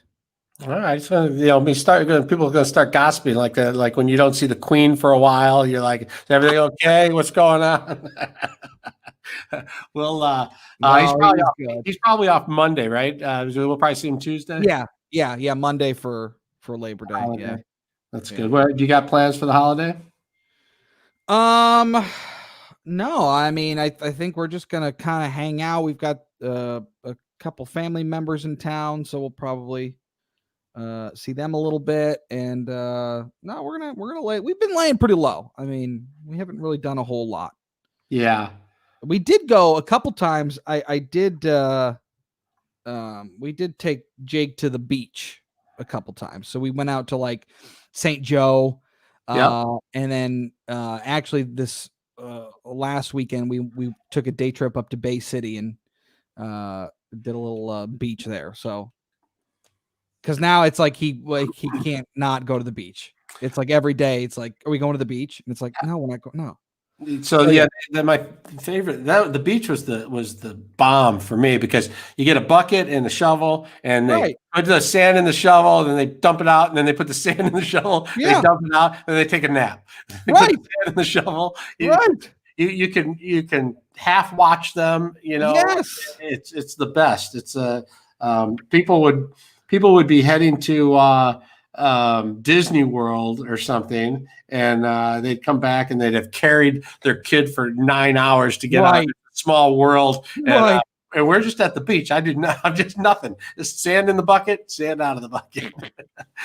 Another thing we used to do, I used to give the kids, I'd give them each $3, and we'd go to the Dollar Tree and let them pick out any 3 things they wanted, and then we would come home, and then we would open one at a time and play with it. And then they would get bored after 10 minutes, and they'd do the next one. They get excited again, and then be done with it.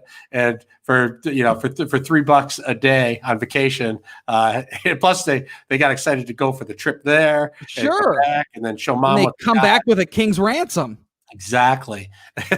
See, I'm a bigger fool, because like my wife and I, like, we'll go to like Target or something, and we'll run in. It's a trap. Target's a trap. Because you go in and you're going for one thing, and next thing I know, I've spent $130 on toys and new cups and dishes, and I'm just like, this kid doesn't need any more stuff. Well, don't go to Costco. You'll come back with a trampoline and a tractor. My wife always has to rein me in at Costco. Paul Jesuits Church. More information at sssppjesuit.org. At Donors Choose, we want students and teachers to have the tools they need for a great education. And now, more than ever, they need your support. Learn more at donorschoose.org. Donors Choose. Support a classroom. Build a future.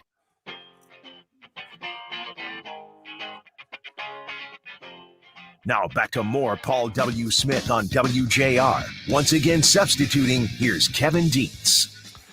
If you were listening to the Frank Beckman show yesterday, you may have heard Chris Renwick go off on what I would describe as maybe a little bit of a rant, a little disappointed in the governor's Wednesday press conference, where everyone was expecting a decision on gyms and movie theaters and ice rinks and bowling alleys. And instead, we got a little tease, a wait and see, where we'll be telling you soon what's happening.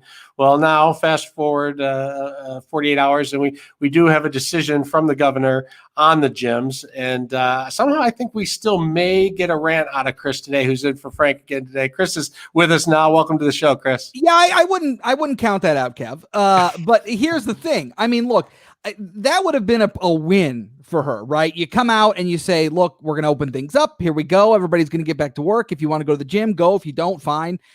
And she could have done it there. And instead she waited, essentially 24 hours, came out at about 3:00 yesterday. And okay, fine. I'm happy for these businesses that they're opening up. So great. But I don't know. I don't know why. I don't know what had changed in 24 hours that you couldn't pull the trigger back. Chris, it was the science. The science changed in the last 24 hours. I'm starting to believe science is like a dragon. Like, it's just this mythical thing that's just out there that nobody knows anything about or has seen. But yeah, the science, great. Terrific. My take on that was that she was excited about Huntington Bank's news, and that they were going to $5 billion in loans over 5 years, and she decided to give them a day in the sun and maybe time this thing out so that her news could hit gyms closer to the weekend. But it did not play well. I actually watched that press conference. Did you happen to catch? Yes. Yeah. That was tough to watch. It was. I had become at this point expecting these press conferences to go like this, because look, it's a lot of doom and gloom still. It's this virus is still out there. We have to be diligent because everybody knows it's still out there. We don't think it's gone. But I mean, at some point can we get some news, some good news, anything out of these press conferences? We know we got to wear a mask. Okay, what's next? And it had been pretty well reported that we were going to get the news, and then all of a sudden it was sort of Well, we're going to tell you soon, and that's okay. I don't mind that. I come from a TV background where we tease people all the time, and we get hate emails saying, "Stop teasing us. Just tell us what's happening." But when you're the governor and people have had their businesses shut for 5 months and they have a second mortgage on the house, it's a more serious time for them and a more serious time for everyone. So it wasn't her best press conference. But more importantly, what do you think about what came out of the executive order as it pertains, to gyms, but more so that high school sports and football and contact sports and the Big Ten can't play, but the local high school can? How does that work? Well, I think, I think in terms of high school kids, I think it's really good news. And again, I pointed to yesterday, it's like, look down to Ohio. I mean, kids are playing football there. Kids are playing sports down there. And there hasn't been any extreme outbreak associated with those things. So when you look at the science and the facts of the matter, just head on down a few miles to our border. So I think it was the right move. Obviously, I think there was a lot of coordination with the Michigan High School Athletic Association and the governor's administration to get that right. I think that is something that we have to make sure we get right. Kids playing sports. Yeah, when you talk about what changed, I mean, really, nothing's changed with COVID. COVID is still COVID. You could say we know more about what it does than we did 4 months ago, but we know about as much about it now as we did 2 months ago. Yeah, and so it's a little concerning to me that at some point, and maybe you know better than I do, what date the hospitals were no longer overwhelmed. At what point the hospitals had enough beds and ventilators and staff, because to me, that's about the only thing that has changed. You don't want to overwhelm the system, but the system is not overwhelmed at this point. Well, and we flatten the curve. Remember that. Right, we flatten the curve. So if there's an uptick, if there's a surge, the hospitals will be ready. And if they get overwhelmed again, then you slow everything down and shut everything down. So I don't really understand, why movie theaters can't open, or why you have bowling leagues but not open bowling. If we've taught everybody to social distance and wear their mask, and not if you're around a lot of people, don't go see elderly people or people with secondary conditions. We've learned. We're not learning something brand new every day about this anymore. We kind of know what we know. And and I think you're right. And I think the movie theater example is a perfect one, because it's one that I just flat out don't understand. If you can have almost every sector of our economy, every business open at this point, whether it's reduced capacity or not, explain to me why somebody can't sit in a seat 6 feet away from somebody else and eat popcorn and watch a movie. How is that any different than anything else? Yeah, I mean, you think about, go to Applebee's and you can go in and you can sit down in a chair and you can be 6 feet away from somebody else, and that's okay. That's loud. In the theater, okay, so maybe the Applebee's is a bigger room than the movie theater, but you can put less people in. The idea is emotionally to open stuff so that we feel like we're coming back, that we're opening. Even if there's 10 people per theater or some number, something. It just doesn't make any sense to me that you are less safe somehow in that theater than in any. Some restaurants are as small as a movie theater, a small diner. Sure. Well, I don't know. Maybe when the new Jurassic Park comes out or something, we can get it back open. Maybe the governor just doesn't think there's any good movies out right now, so she's just saving everybody the trip. I don't understand why league bowlers are so much more responsible than open bowlers. Like, if I go bowling with my family, I'm probably going to be safer than a bowling league of 20-something-year-old guys who are drinking beer and being masked up. I mean, the bowling league is kind of like the bar situation again. That's a social activity where it's hard to figure out when you try and compare apples to oranges, but it's tough. Well, it's one of those situations again where a lot of our listeners have said, look, like, it's a power trip, right? And I've kind of pumped the brakes on that. But again, when you don't open things that in my mind should be open compared to other things, it's hard to argue. You gonna give Rick Snyder the business today for? We gave him the business yesterday. We'll give him a respite today. All right, Chris Redwick is in for Frank today. Have a great Labor Day and You too, Kev. Have a good weekend. Be safe. We'll talk to you soon. All right, that's it for me. Paul will be back on Monday. It's been fun filling in for him this week. I hope you all have a wonderful Labor Day and stay safe out there, and we will see you next time around. Right now, we're going to check in with traffic and weather and Dana Clark.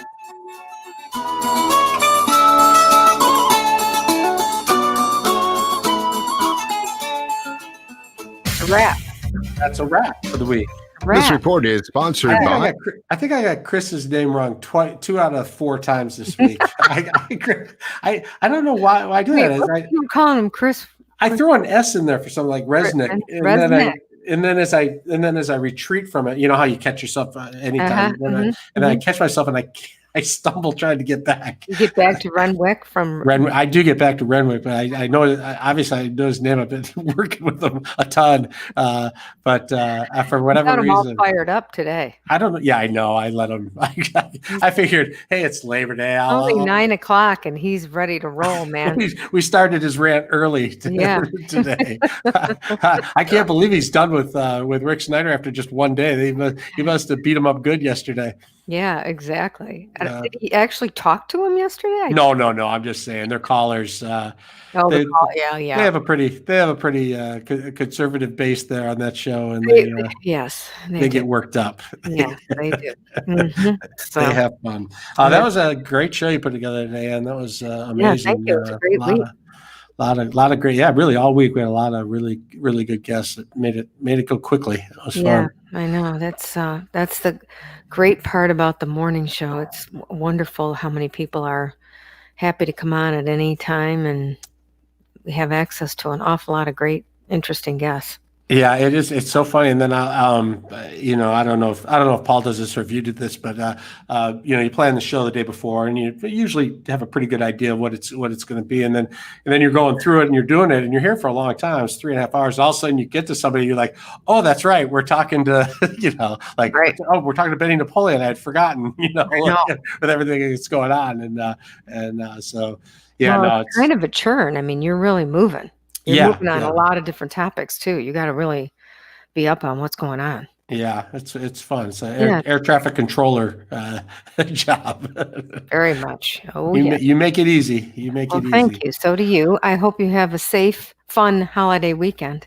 Yes, and everyone on Facebook, Paul will be back on Monday. So you guys, thanks for hanging in there with me this week and not bailing on me. And and then I'll be hanging with Mitch next week. Yeah, I'll be with Mitch next week, and then back with you guys in a few weeks. Yeah, so that's right. We have you, Mitch, next week, and then I think we gave you a break for a week, and then we have you, Guy. Right, that's week right. The 21st, and then Paul back. Yeah, so you're doing that. Yeah. All right. Well, go have a great time. All right, I'm gonna hit that road. With as many times as Dana gave the traffic report, I don't think I know if I'm going to be hitting any traffic going up north. I really have to listen better. I know it happens every day to me. Right, and I would be at the office. All of a sudden, you pull out, and you're like, "Oh yeah, that's right." Dana told me that not to take 75 or the lodge. Or yeah. That's right. Well, I hope you don't have any traffic going from your office to your kitchen or to bed. I'll see you later. All right, bye. Bye.